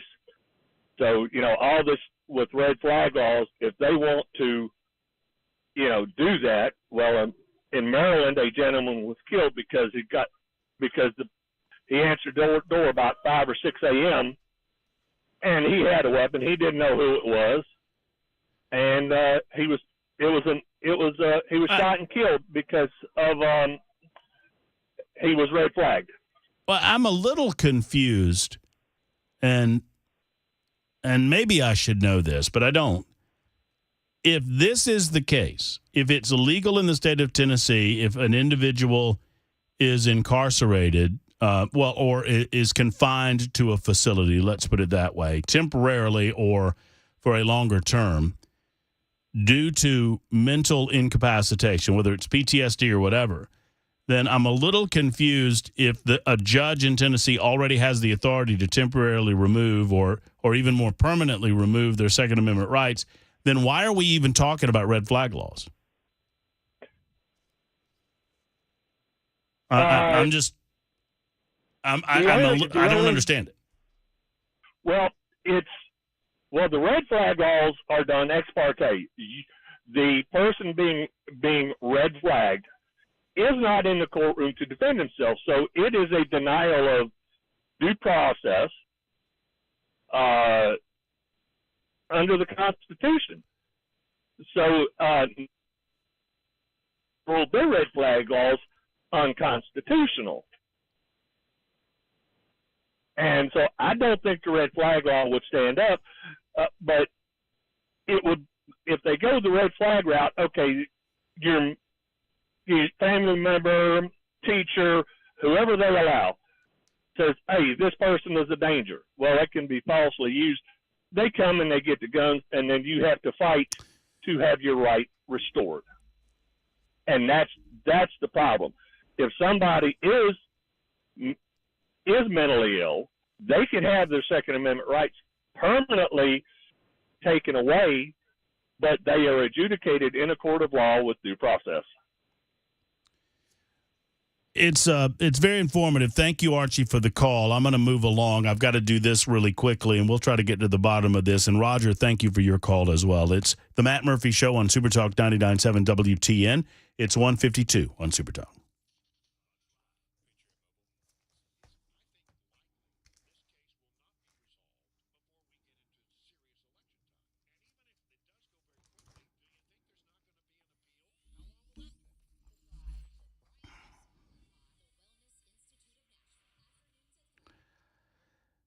Patriot Mobile is America's only Christian conservative wireless provider, offering dependable nationwide coverage on all 3 major networks, so you get the best possible service in your area, and you get it all without the woke politics. Hey, friends, it's Matt Murphy encouraging you to switch to Patriot Mobile. You are sending a message when you do so about what you believe in. You are using your dollars to tell the rest of the country and many of these big woke companies what you believe in. And if you believe in things like our freedoms that we talk about so often on the show, the Second Amendment, free speech, religious freedom, if you believe in our military, veterans, and first responder heroes, I think you should go with Patriot Mobile because they believe in those same values. They have a 100% U.S.-based customer service team, meaning you're talking to somebody right here in this country, making switching so easy. You keep your telephone number, you keep your phone, and you switch to Patriot Mobile. Go to patriotmobile.com/Murphy to find out what they've got going on. That's patriotmobile.com/Murphy or 878-PATRIOT, 878-PATRIOT. Remember, free activation with the offer code Murphy. That's MURPHY. And also ask about their coverage guarantees while you're there. The same dependable service, and take a stand for your values with Patriot Mobile. Hi, I'm Paul Winkler. There was a recent study by J.D. Power looking at how happy investors were with their advisors, and it wasn't pretty. What they found was only 11% of the respondents said that they were getting comprehensive financial planning, that the fees were clear, and that they felt that the advisor was acting in their best interest. Not a good picture, 11%. Now, one of the things that we do is we do comprehensive planning. We fit all of those bills, number one. But one of the things I want to talk about is in the financial planning process, what I think it ought to look like and what is available that people aren't getting. And one of the things is called probability analysis. So in essence, this is what we're talking about. We're trying to accumulate money for retirement, put money aside, hoping that we'll have enough so that we can have income throughout retirement. And what we find is that people have Social Security, they have pensions in their financial plan, and they also have investments. Now, with their investments, we want to do something very specific that it really requires quite an academic background to do this. And this is where we look at the cost of capital of the various things that you own in your investment portfolio. It sounds scary, it sounds really detailed, but here's the idea. Is if we look at various asset classes like large stocks and small stocks and large value and bonds and so on and so forth, we know the expected return or the cost that these entities have to pay to use your money. So we can come up with an expected return of the portfolio. We can also come up with what's called standard deviation, or how much that portfolio return may deviate from the expected return. Now that's a whole other video, but what I want to do is show you how we use this. If I look at a financial plan and I say, well, you got this area, this area, this area, what I can do is I can say, well, based on when you want to retire, this is how much income you can take, and here's the likelihood of being able to have this income survive throughout your entire life. And the way it works is this. If I take a portfolio and I say, there's the expected return, I can look at history and say, well, the way your portfolio is designed, how might your one-year returns vary from the expected return, the long-term expected return? Well, what we know from academic research is that portfolios well designed and properly managed in ways that I can't get into right now, it's too complicated. Portfolios actually close in an expected return, but we don't know what the short-term returns are going to be. So what we do is we project out and say, well, what if the return that happened in 1936 is followed by the return that happened in 1975, which is followed by the return in 1995, or what if it's reversed? What if they happen in different orders? And we can do 1,000 iterations, different variations on when those and how those returns may come in. And what that does is, because we can't predict the future, what return's going to follow the other, we can figure out, is it likely that we are going to be able to take the income that we need throughout retirement from this portfolio? And if not, how can we rearrange the furniture or the portfolio to give us a higher likelihood of success? And we look at life expectancies, we look at a lot of different things, but this is what is available to people that they're not getting from the financial planning community. If you want to know more, go to paulwinkler.com, set up a free 15-minute phone call, paulwinkler.com, and come in and find out more about what we do.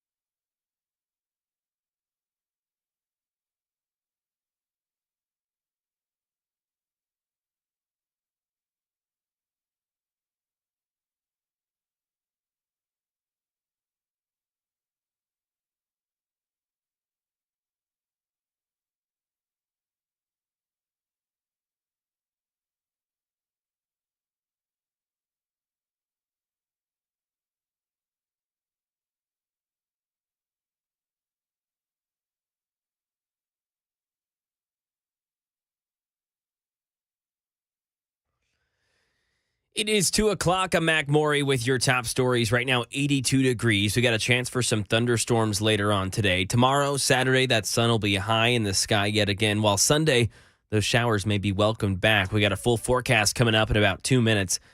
Starting with some new information about former President Trump's actions surrounding the investigation into his retention of classified documents after he left the White House. Ike Ejiogi is in Washington with more. In the fall of 2020, Christopher Kise, one of former President Trump's attorneys, wanted to propose a settlement with the DOJ that would prevent charges. But according to multiple sources, Trump quickly shot down the idea and elected to take a more adversarial approach to federal investigators. Kise, who never approached prosecutors about the possible settlement, appeared with Trump during Tuesday's arraignment. And it could happen again. Parts of the United States could be blanketed with wildfire smoke due to hundreds of wildfires burning in remote parts of Canada right now.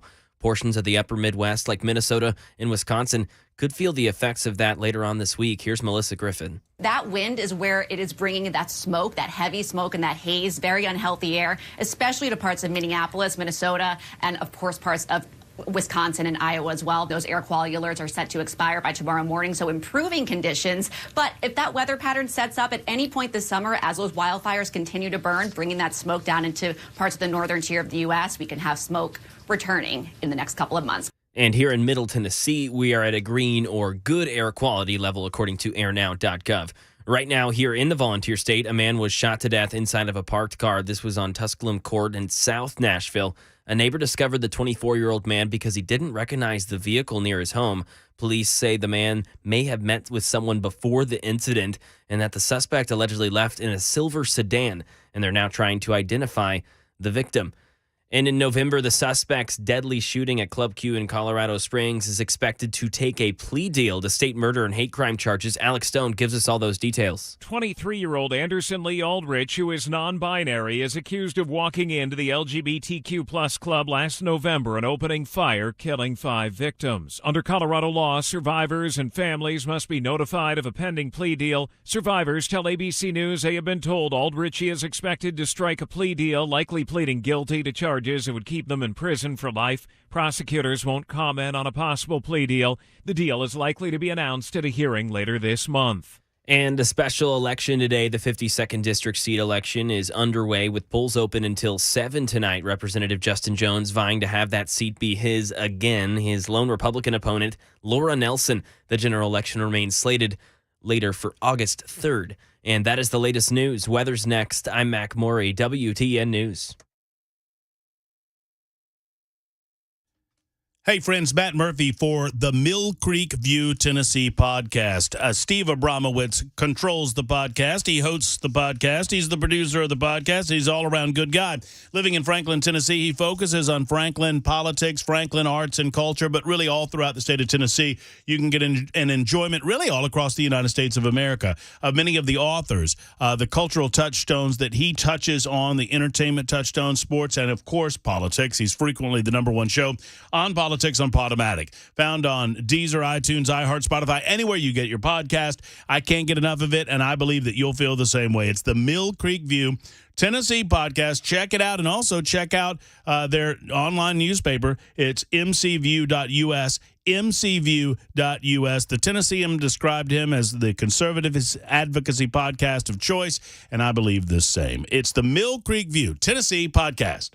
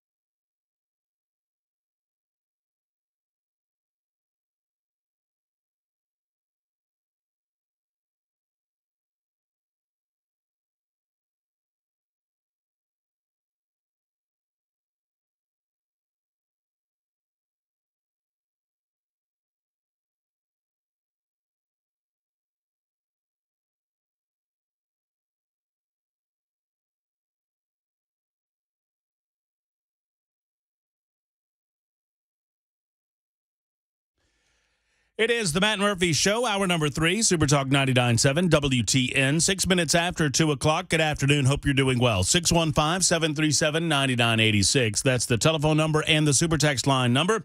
If you'd like to get involved in the show, we encourage you to do so by those two avenues. You can also email us and utilize other ways to get in touch with the show, but those are the two biggies that I check all the time during the broadcast. Until 3 o'clock, we hand off to the drive at that time. Until 7, it's information-fueled and opinion-driven News Talk Radio right here in Music City, Nashville, Tennessee. Thank you for being with us.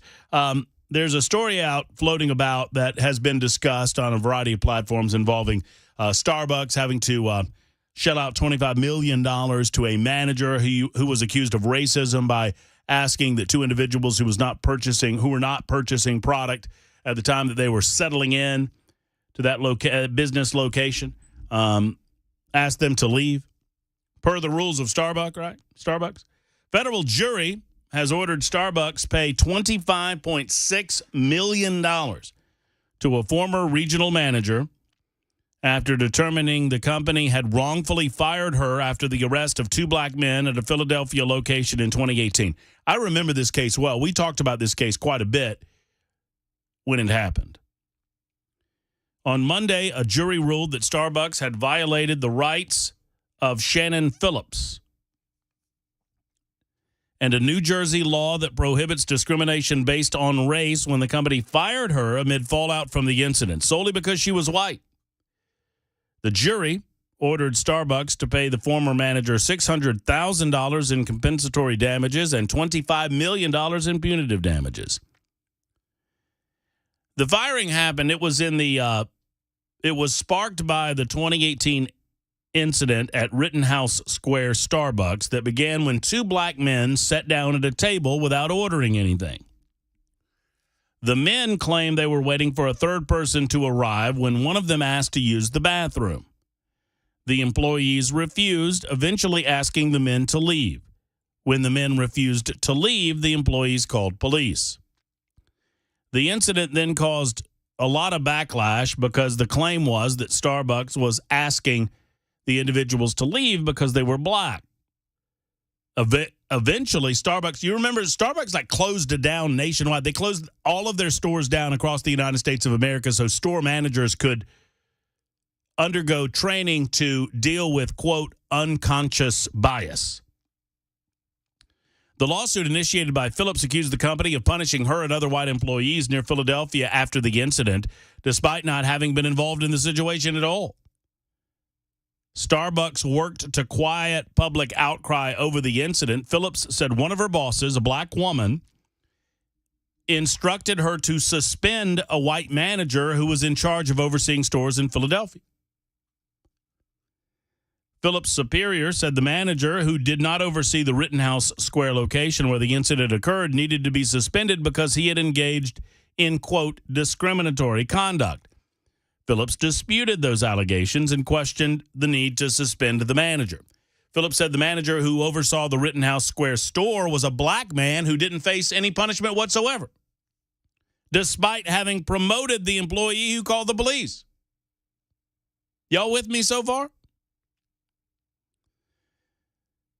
Phillips then said she was fired shortly after pushing back against the order to suspend the white manager. She had been promoted to the regional manager role in 2011 after exhibiting exemplary performance as a district manager. Most of this I'm getting from an article from National Review, by the way. Starbucks argued in court filings that Phillips was fired not because of her race, but because of, quote, during this time of crisis, the company's Philadelphia market needed a leader who could perform. Ms. Phillips failed in every aspect of that role. No, she failed in being black, according to a jury.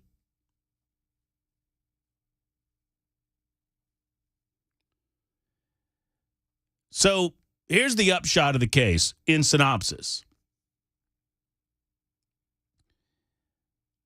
You have a disruption at a Philadelphia Starbucks where an individual employee asked two people to leave the store because they were hanging out at the store and not buying anything. That employee was backed up by their manager who was black. Well, yeah. you have to buy something in order to hang out here, is the idea. Now, of course, these two individuals claim they were waiting on a third party that never showed up, whatever. Who knows their intention? The bottom line is this. If you're at a private location and you're just hanging around and you have not purchased anything, you can expect to get asked to leave, which is what happened. The black manager in that Rittenhouse Square, Philadelphia Starbucks approved of this situation. However, the backlash was so great, the regional manager got involved. The regional manager was white. The regional manager eventually, in an attempt to squash some of the protests that were going on, because everything has to be bathed and cloaked in black and white, right? Everything's racism until it's not, apparently. I've got another story involving that in just a moment, involving the New York subway system. And so eventually it got to the point where the Starbucks management, corporate Starbucks, they demanded the regional manager fire somebody because they were white. At least according to that regional manager. And of course, doing the right thing, Shannon Phillips said, no, I'm not doing that. I'm not letting a good employee go just because they don't fit a racial profile that you would like to fit right now.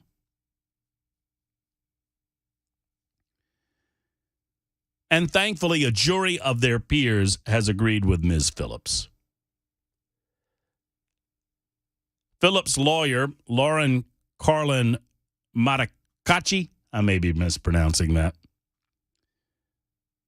reportedly told the New York Times that she and her client are pleased with the jury verdict, saying that he proved by clear and convincing evidence that punitive damages were warranted under New Jersey law. Sadly, we've gotten to a state in this country where everything's racist until it's not. There are entities that are using this condition to bludgeon individuals and companies to get what they want, and scaring the hell out of companies to the point that they want to be woke so badly that they are being discriminatory in their practices to their very employees. And make no mistake, there's no such thing as reverse discrimination. It's just discrimination. And if you decide you need to fire somebody because they're white, you're being discriminatory, just as you would be discriminatory if you fire somebody because they're black. It's always wrong to make these decisions based on the race of the individual.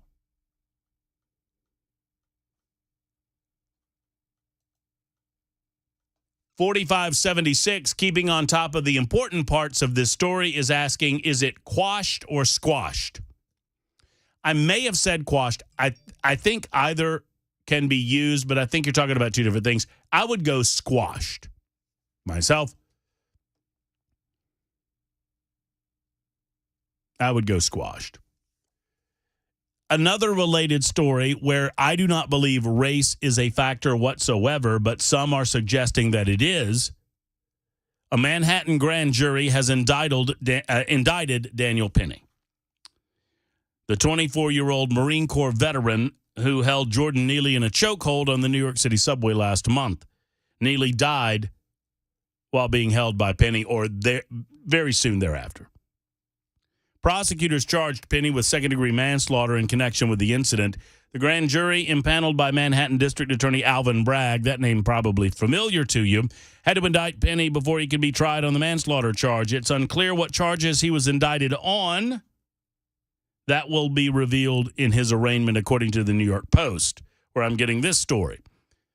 So you probably heard about this story, and it is a tragedy what's going on in our bigger cities, where the government involved in these municipalities, in this case New York City, they have abandoned you in the city. If you live in New York and you travel on the subway system, you have largely been abandoned by the city of New York. And sadly, the New York City Police Department has their hands tied behind their backs in terms of how they enforce the laws on the subway and beyond. So you've got a lot of homelessness, a lot of insanity, and a lot of lawlessness going on the subway system. Now, all of those elements were a factor when Daniel Penny gets on the subway and he sees an individual Jordan Neely acting erratically, repeatedly saying that he doesn't care if he dies, repeatedly saying that he'll go after anybody he wants to go after, repeatedly making these veiled threats and accusations toward everyone on the subway train. And oh, by the way, it's my understanding that at least half, if not a majority of the individuals on that subway were people of color. I don't think this would be a story if Daniel Penny weren't white. But he is white. He is white. Sadly, that's the world that we live in now. So imagine that you're Daniel Penny and you're on the subway and you're watching as this individual, Jordan Neely, presents himself as a real and present danger to the people on the subway. Now, I've been on plenty of subway cars in New York, D.C., Chicago, Boston. I guess I've never ridden a subway in Boston. I take that back. And there can be some pretty shady characters on the subway. And for the most part, it is a rule of thumb that people sit in their seat and they look forward and they mind their own business and they maybe talk to a companion that they're on the subway with. And the best way to avoid conflict or confrontation, if someone gets on the train with you that's acting erratically, is to just ignore them. And sadly, it has become all too common in major metropolitan areas on public transportation that not only will people around you just ignore an individual that's acting like this, but even if they descend on a particular person on the train, like, for example, you're on the train and a crazy person gets on the train and they're yelling about, I'll kill people, I don't care if I die, I'll die today, I'll kill you, I'll kill that person, I'll kill him, like Jordan Neely was doing. And I've seen it. I've been a party to it, where one of these people they direct their attention to one particular individual on the train, and everyone else on the train just acts like, thank goodness it isn't me. Thank God it's not me. Well, Daniel Penny decided that he was going to take matters into his own hands, and because he was fearful that Jordan Neely would act on some of the comments that he was making and the aggressive way that he was getting in the faces of individuals on the train, he decided to neutralize what he considered to be a real threat. He put him in a chokehold. He was not trying to kill Jordan Neely. He wanted to incapacitate Jordan Neely until such time as the train stopped and he could alert authorities to the threat that he perceived within the train. He was trying to protect himself and every other person on that train.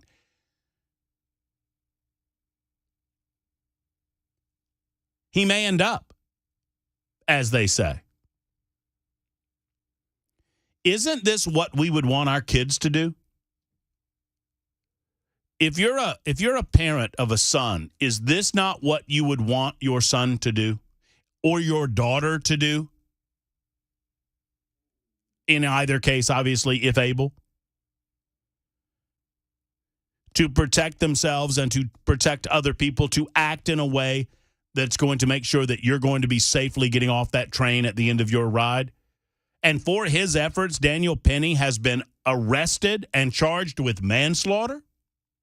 You know who should be charged? Eric Adams should be charged. The New York City Police Department should be charged. Every New York City councilor, or whatever they call themselves, alderman or whatever it is, should be charged with something or another. If you want to charge them with Jordan Neely's death, so be it. But it's because of an absence of law and order in those communities that individuals feel as if when they get on a subway train, and I can understand it. I've been in these big cities long enough. And frankly, there are some instances in the city of Nashville where I feel the same way. I've been in circumstances in certain parts of the city where I'm thinking, you know what? It's if the poo-poo hits the fan, it's either me or nobody to deal with this. And you better be ready to deal with it. But now you have to add a component to this. Not only does Daniel Penny have to worry about, is this guy going to threaten another passenger? Is he going to jump me? Is he going to jump someone else? But now when the time comes where you have to make that snap decision, now you have to worry about getting prosecuted by the very people who have been sworn in to protect you from having to do something like this in the first place. The very people that should be protecting you from having to make these sorts of decisions are the ones who have decided that they're going to charge you with manslaughter when you feel the need to make them. You know what? I would prefer just a thank you. You may go on your way. Sorry you had to go through this. We've investigated and we've determined that you had reasonable fear for your life. Or perhaps we need to do a better job preventing mentally ill people from accosting others on our subway system. The tie should go to the law-abiding citizen, not the individual who is threatening to kill people. And 1744, I get you. Says you can apply a rear naked chokehold and not kill someone. It happens all the time. Sounds like old boy was trying to show out and really didn't know what he was doing. I don't think you know what you're talking about. 1744. I'm not going to presume that a Marine veteran doesn't know what they're doing. I'm going to go ahead and presume that perhaps Jordan Neely had prior medical issues. I'm going to go ahead and suggest that it was an unfortunate accident. And I will suggest to you that Daniel Penny had no intention of killing Jordan Neely. He had every intention of doing this the right way. And whatever circumstances occurred after the fact were the responsibility of Jordan Neely, not Daniel Penny. That's what I'm going to suggest. But all due respect to you, 1744, no offense. It is 23 after the hour. 615-737-9986 on Super Talk 99.7 WTN.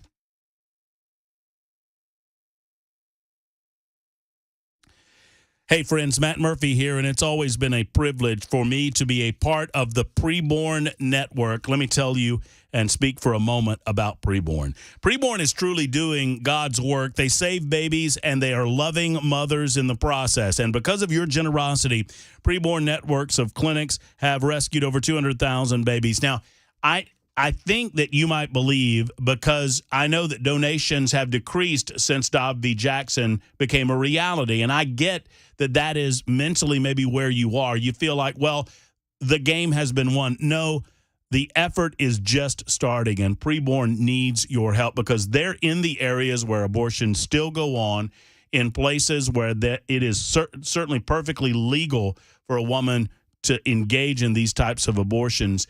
And friends, all it takes is a bit of love and $28, and we can save children's lives. And I encourage you, as you engage in charitable giving, to consider Preborn as a part of that. They receive no government money. They're completely dependent on us. And together we build an army of life to stand against the abortion practices in these other states. And Preborn gets into those states and gets near where they can help.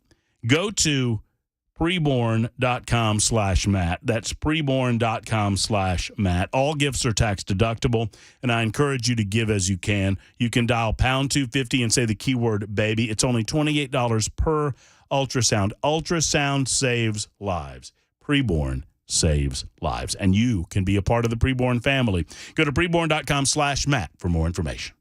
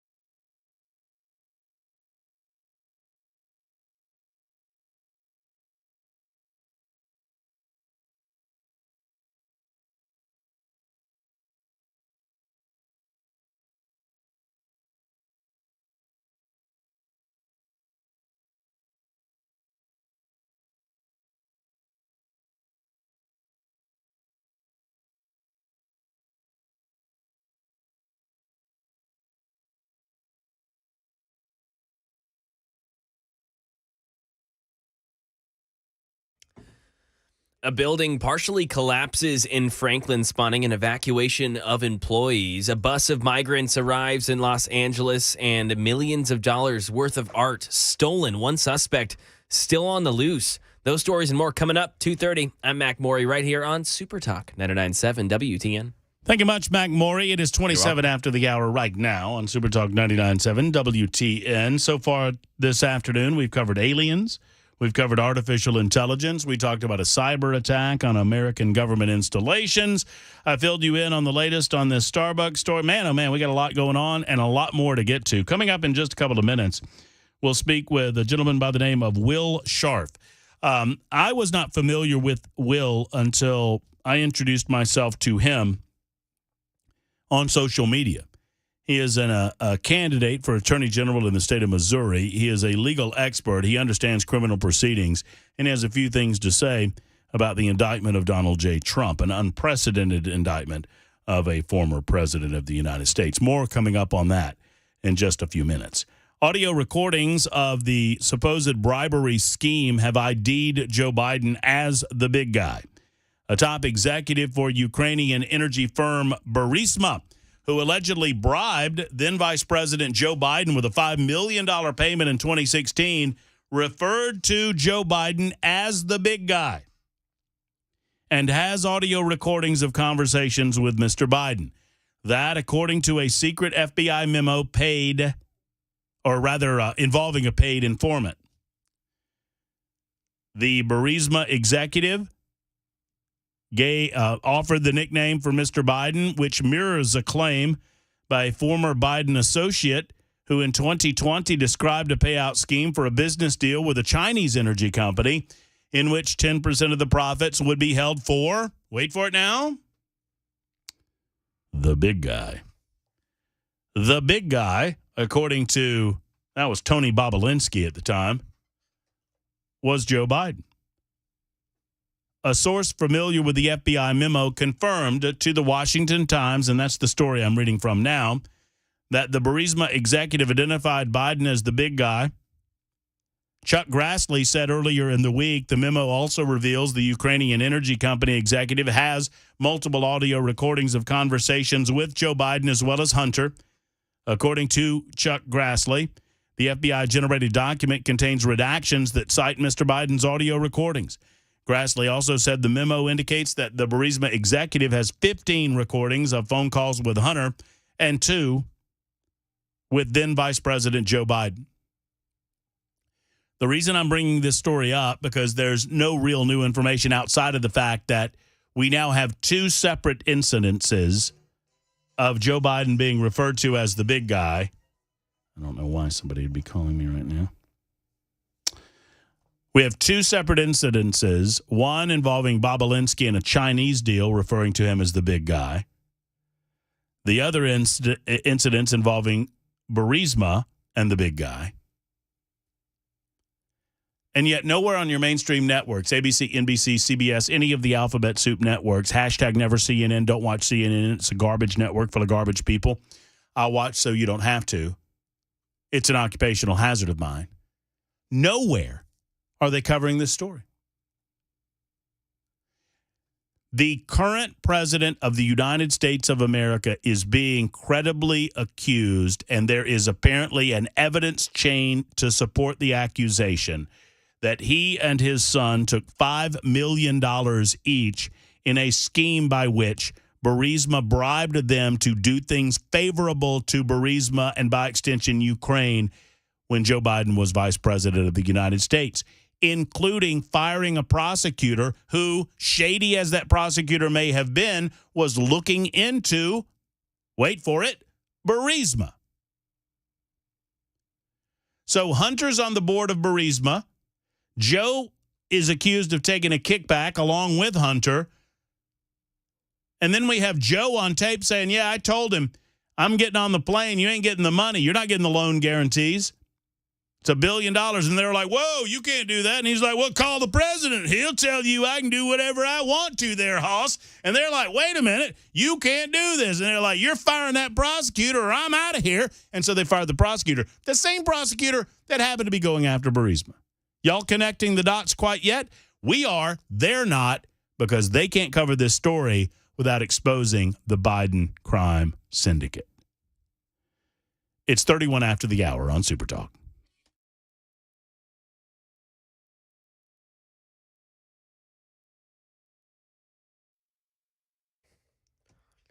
.232, I'm Mac Maury with your top stories. Thunderstorms possible later. I got a clear weekend. It'll end on Sunday, though, with the same. Got a chance of storms again. Right now, 81 degrees and cloudy. Full weather forecast coming up in about 2 minutes. This just in from Channel 4. A building has partially collapsed in Franklin. That's at 145 Southeast Parkway. Emergency crews are responding. Employees are evacuating. Officials say part of the ceiling had begun to give way, and there's been no injuries reported as of yet. Texas's governor is defending conditions on board a bus full of migrant families that he sent to Los Angeles. It arrived yesterday. Alex Stone in L.A. The migrants now here in L.A. are being cared for by the city and by church and nonprofit groups. Many critics of Governor Greg Abbott over conditions sending the families to California. He says they were in good hands. I'll be very clear. They had abundant water and food supplies throughout the entire trip. The city of L.A. says it had intelligence. A bus was inbound and had resources ready to meet the migrants. And in Pennsylvania, 9 people charged today with stealing and destroying millions in art and sports memorabilia. Dave Packer reports. Championship rings belonging to Yogi Berra, Andy Warhol paintings, trophies awarded to Roger Maris. Among the items the FBI and officials in Scranton, Pennsylvania say were stolen over a 20-year period. Jerry Karam, the U.S. Attorney for the Middle District of Pennsylvania. After many of these thefts, the defendants would bring the items back to northeastern Pennsylvania, melt them down, and sell the melted down pieces for fractions of the full and fair market value. 8 suspects in the Scranton area surrendering to authorities. 1 is still on the loose. And that is the latest news. Weather's next. I'm Mac Maury, WTN News.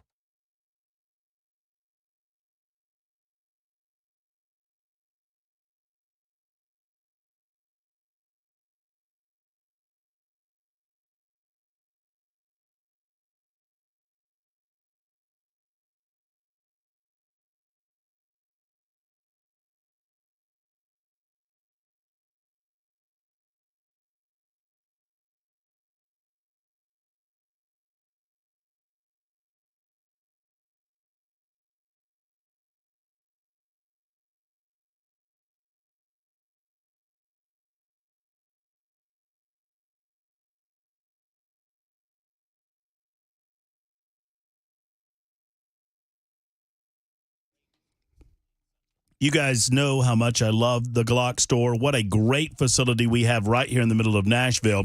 And, you know,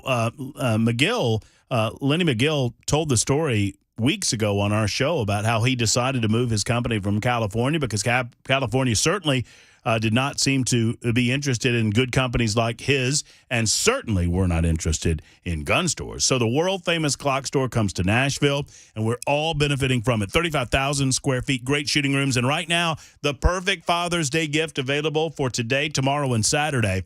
That is a 20% discount on the Shoot 270 memberships. They're on sale right now. Patriot memberships, Double Diamond memberships, and Freedom memberships. You can ask about the differences between those three when you make the call or stop by the world-famous Glock store. Now, this is only through June 17th, and it is for Father's Day. It's the perfect gift for Dad. If he's a gun enthusiast or wants to be, you owe him to get him this gift. Go to shoot270.com or glockstore.com for more information. Remember, 20% off now through the 17th only from the world-famous Glock store.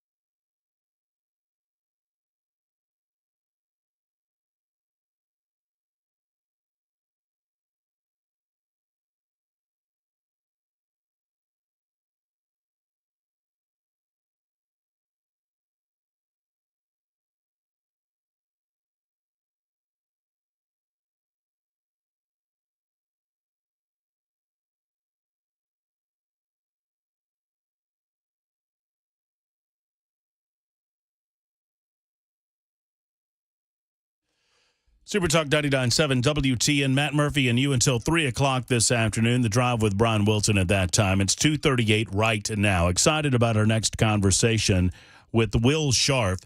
He is a former assistant U.S. attorney. He's worked on 2 Supreme Court confirmations. He's clerked for 2 federal appellate judges, and he is currently running for AG in the state of Missouri. And I noticed, Will, because of some of the comments that he made, some very careful analysis on the indictment against Donald Trump, and he joins us on the Matt Murphy Hotline this afternoon. Mr. Scharf, good afternoon. Thanks for being with us.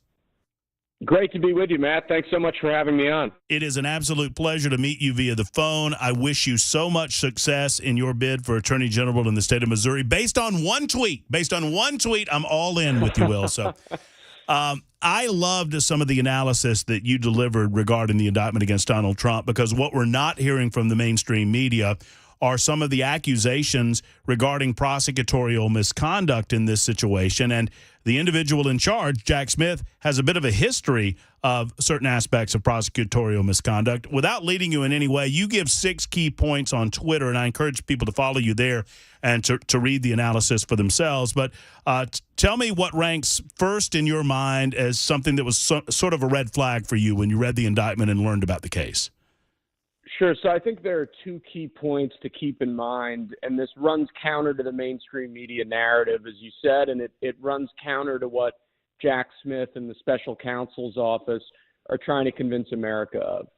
Jack Smith would have you believe that this is a very open and shut case, that they found some documents with classified markings in a bathroom in Mar-a-Lago, and therefore Trump goes to prison. The fact of the matter is that this is a complicated case. It's a case that involves the interplay between 2 complicated federal statutes, namely the Espionage Act and the Presidential Records Act.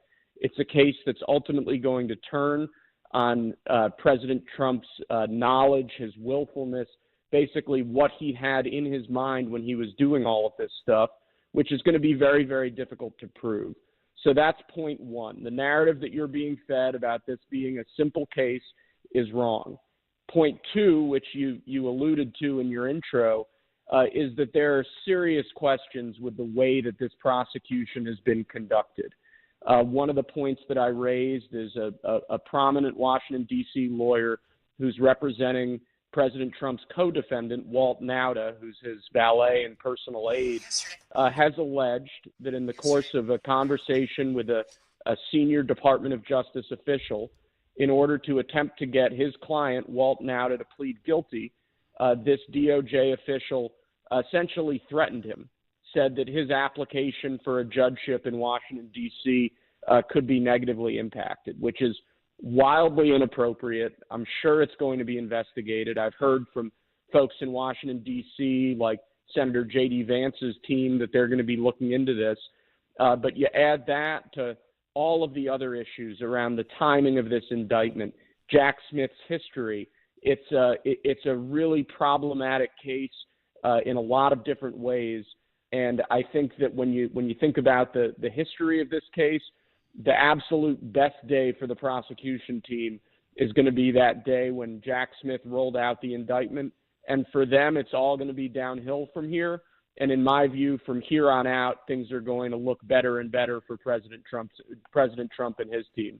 Our guest is Will Scharf. He's talking about the Donald Trump indictment. He is Attorney General candidate in the state of Missouri and very knowledgeable about these things. So let me dive a little bit deeper into the attorney-client privilege component of this, because the average folks listening to this show, and yours truly included, would say, well, that relationship is sacrosanct when it comes to compelling individuals to provide information to a grand jury or otherwise. I guess there are certain ways by which a prosecution could crack and get in between that attorney-client privilege. Talk to me about ways that it is permissible and how they extended beyond that permissibility. Sure. So as you said, the attorney-client privilege, it's a core privilege in the American legal system. Your conversations with your attorney, the government's not supposed to be able to use those against you. In most cases, they're not even supposed to have access to those conversations. In this case, the special counsel's office is relying on communications between President Trump and one of his former lawyers, a guy named Evan Corcoran, and to use those conversations, they're relying on what's called the crime fraud exception. Now, if you go out and murder somebody and then you call your lawyer and say, come out and help me bury the body, that's something that would be subject to the crime fraud exception. At that point, you're enlisting your lawyer to help you in a course of criminal conduct, and that's no longer a privileged communication. What I believe the special counsel's office is saying here, and it's a little unclear from the record, is that President Trump attempted to enlist his lawyer in obstructing justice. Now, the problem with that is that the line between asking your lawyer for legal advice, asking your lawyer what you are and aren't allowed to do, testing possible courses of behavior with your lawyer, and seeking your lawyer's opinion on really complicated legal issues, the line between all of that and what they're alleging is a blurry, complicated line. So a lot of this indictment relies on those conversations with Corcoran. My assumption is that President Trump's legal team is going to be vigorously challenging the use of that information, and I think they have a good chance of success of getting a lot of that information thrown out. Where the media goes, and I understand that the vast majority of the media outlets reporting on this have decided the narrative they want to further in their reporting on the case. So they're not going to explore some of the things that we're talking about, Will, obviously. But they're leaning on not so much counts 1 through 31, but really the obstruction charges 32 through 37. And it feels to me as if that was the point all along, that if they can figure out a way to get a process crime out of this, regardless of what Trump's mindset might have been regarding the information, how do they make that leap between obstruction and the Espionage Act? This is what confused me, because I'm being told that intent is not a factor in charging the Espionage Act. Is that right? No, that's not correct. At least there are very stringent mens rea requirements. There are very stringent knowledge and willfulness requirements on the face of the Espionage Act. So he's charged under, your listeners can look it up, it's 18 United States Code, Section 793E. They have to show that Trump knew that he was in possession of national defense information, which is not just classified information, it's national defense information, which is a term that's defined under the Act. They need to prove that President Trump knew there was a government official he was supposed to be returning that to. And they need to prove that he willfully retained those documents despite the fact that he knew that he was supposed to be giving them up to somebody. My view is that President Trump could claim here that he had these boxes of materials that he took with him from the White House, that he thought they were his personal records, that he thought he had designated them his personal records under the Presidential Records Act, and that therefore there was no government official who was entitled to receive those documents. I think that's a powerful legal argument, and I believe it's one that his team will explore and look at in the coming weeks. But again, the idea that just because classified information was found at Mar-a-Lago means that President Trump violated the Espionage Act, under the law, that's just not true. Now, in terms of obstruction, we saw this playbook play out during the Mueller investigation, where they knew basically from the get-go that there was no collusion with the Russians, that the whole allegation that Trump's campaign had worked with the Russian government, it was garbage from the start. But they dragged out this investigation ultimately for years into who had obstructed what and whether obstruction had occurred. And that's not the way the law is supposed to work. Investigations are supposed to be about criminality, about actual criminal behavior.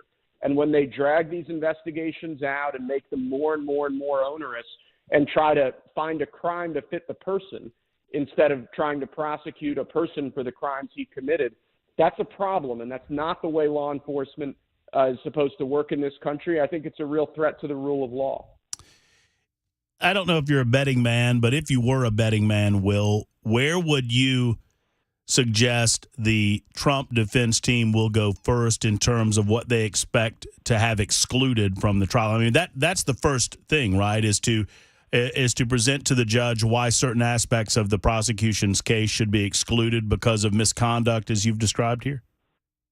Sure. So I think there are four things to look for in the coming months. And sorry, this is a little lengthy. I love it. I love digging into these weeds. Thank you. So the first thing, I think they will likely move to dismiss some or all of the counts in the indictment. And that'll be based on legal questions relating to the Espionage Act, the Presidential Records Act, other legal deficiencies in the charges that have been brought against Trump based on the face of the indictment. So that's one. Two, as you said, I think you're going to see a challenge to the inclusion of attorney-client communications in the indictment and a move to exclude those communications from the case going forward. Three, I think you're going to see a challenge to the search warrant that was conducted at Mar-a-Lago. Now, that's been litigated to an extent already, but we're in new territory now with an indictment having been filed, and I think you're going to see a renewed challenge to the validity of that search warrant. And then four, I think you're going to see motion work relating to, as we were talking about before, official misconduct, particularly with respect to pressure applied on Walt Nauda's attorney to get him to plead guilty. To me, that conversation and that issue just reeks of official misconduct, and that could potentially undermine the entire case here. So I think those are the four things to look for in the next couple weeks. The prosecutor in this case, Jack Smith, you're familiar with him? Yeah, Jack Smith's a guy. He's been around for a while. I said in my Twitter thread, I'm a big law nerd, and I follow this stuff pretty closely. The thing he's probably most famous for is the failed prosecution against former Virginia Governor Bob McDonnell. It's an instructive case. Bob McDonnell was a popular Republican politician. He'd been governor of Virginia, successful governor of Virginia, was talked about as a potential presidential or vice presidential nominee. He was prosecuted for I believe it was federal bribery and honest services fraud charges by Jack Smith. And the case went to trial, and McDonnell was convicted. The case went all the way up to the Supreme Court.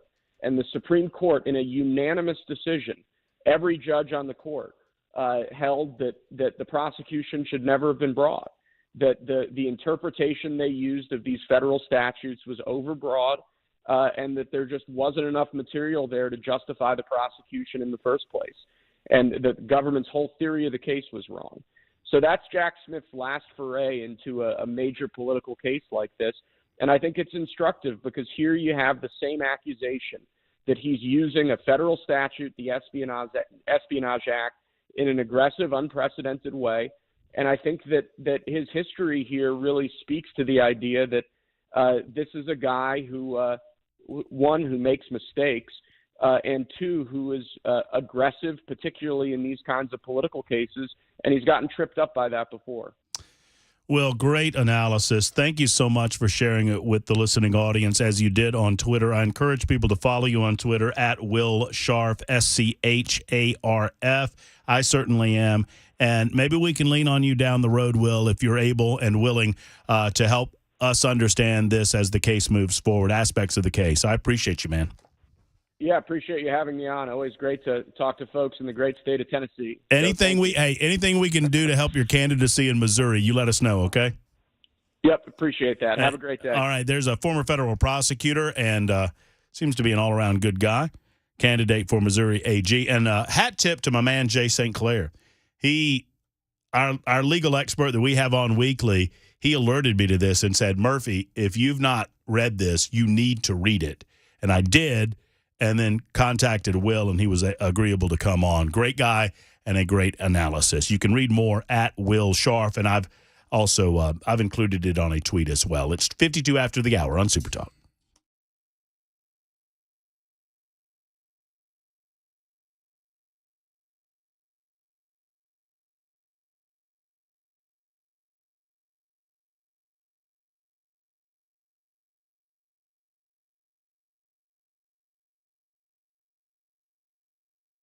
Yes, indeedy. The big Machine Music City Grand Prix is coming up. It's just, less than 2 months away? June, July, July. Oh, yeah, less than 2 months away. Have you gotten your tickets yet? If not, why not? Tickets are available right now. 3-day tickets, premium hospitality available for the one-of-a-kind must-attend event. Get amped with the Music City, Big Machine Music City Grand Prix. Go to MusicCityGP.com for tickets. That's also a website that can show you all of the great events that are going on. There are too many for me to talk about in 60 seconds. The high-flying stadium super trucks, the incredible Saturday night racing, a family fun zone, Sunday racing starting at 11:30 in the morning, 200-mile-an-hour speeds, music galore. There's the Friday events brought to you by Wesley Mortgage Freedom Friday. And by the way, if you're a first responder of any sort, go to 997WTN.com or our social media pages, scan your QR code for your tickets, courtesy of Wesley Mortgage. And if you are not, or you want more Saturday and Sunday ticks, then they're available at MusicCityGP.com. It's the big machine, Music City Grand Prix.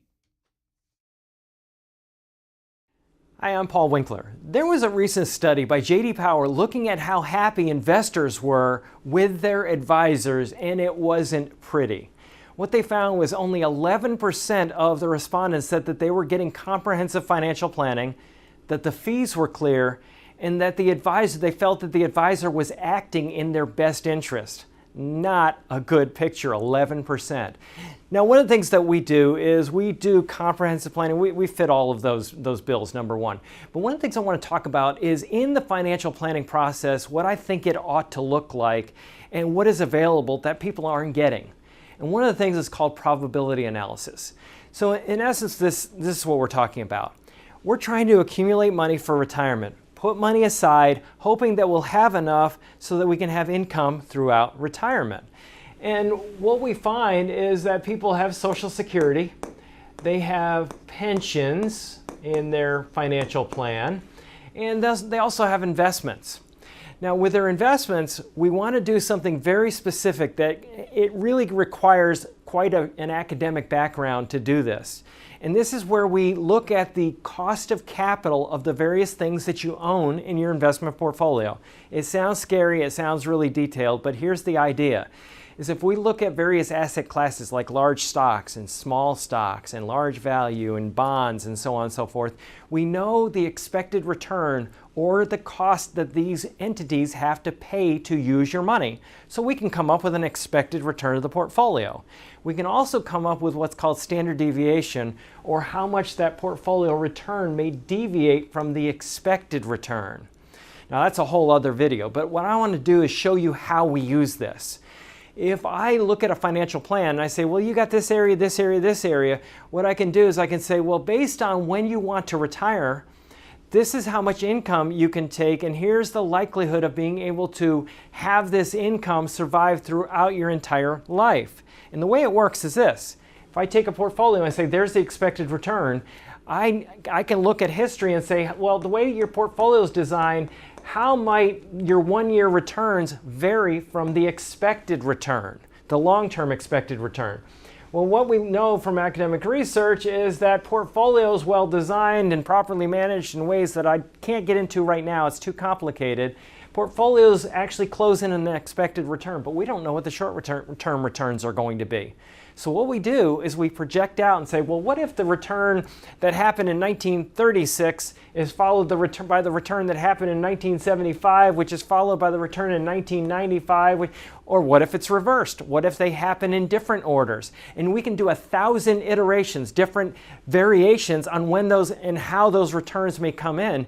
And what that does is, because we can't predict the future, what return's going to follow the other, we can figure out, is it likely that we are going to be able to take the income that we need throughout retirement from this portfolio? And if not, how can we rearrange the furniture or the portfolio to give us a higher likelihood of success?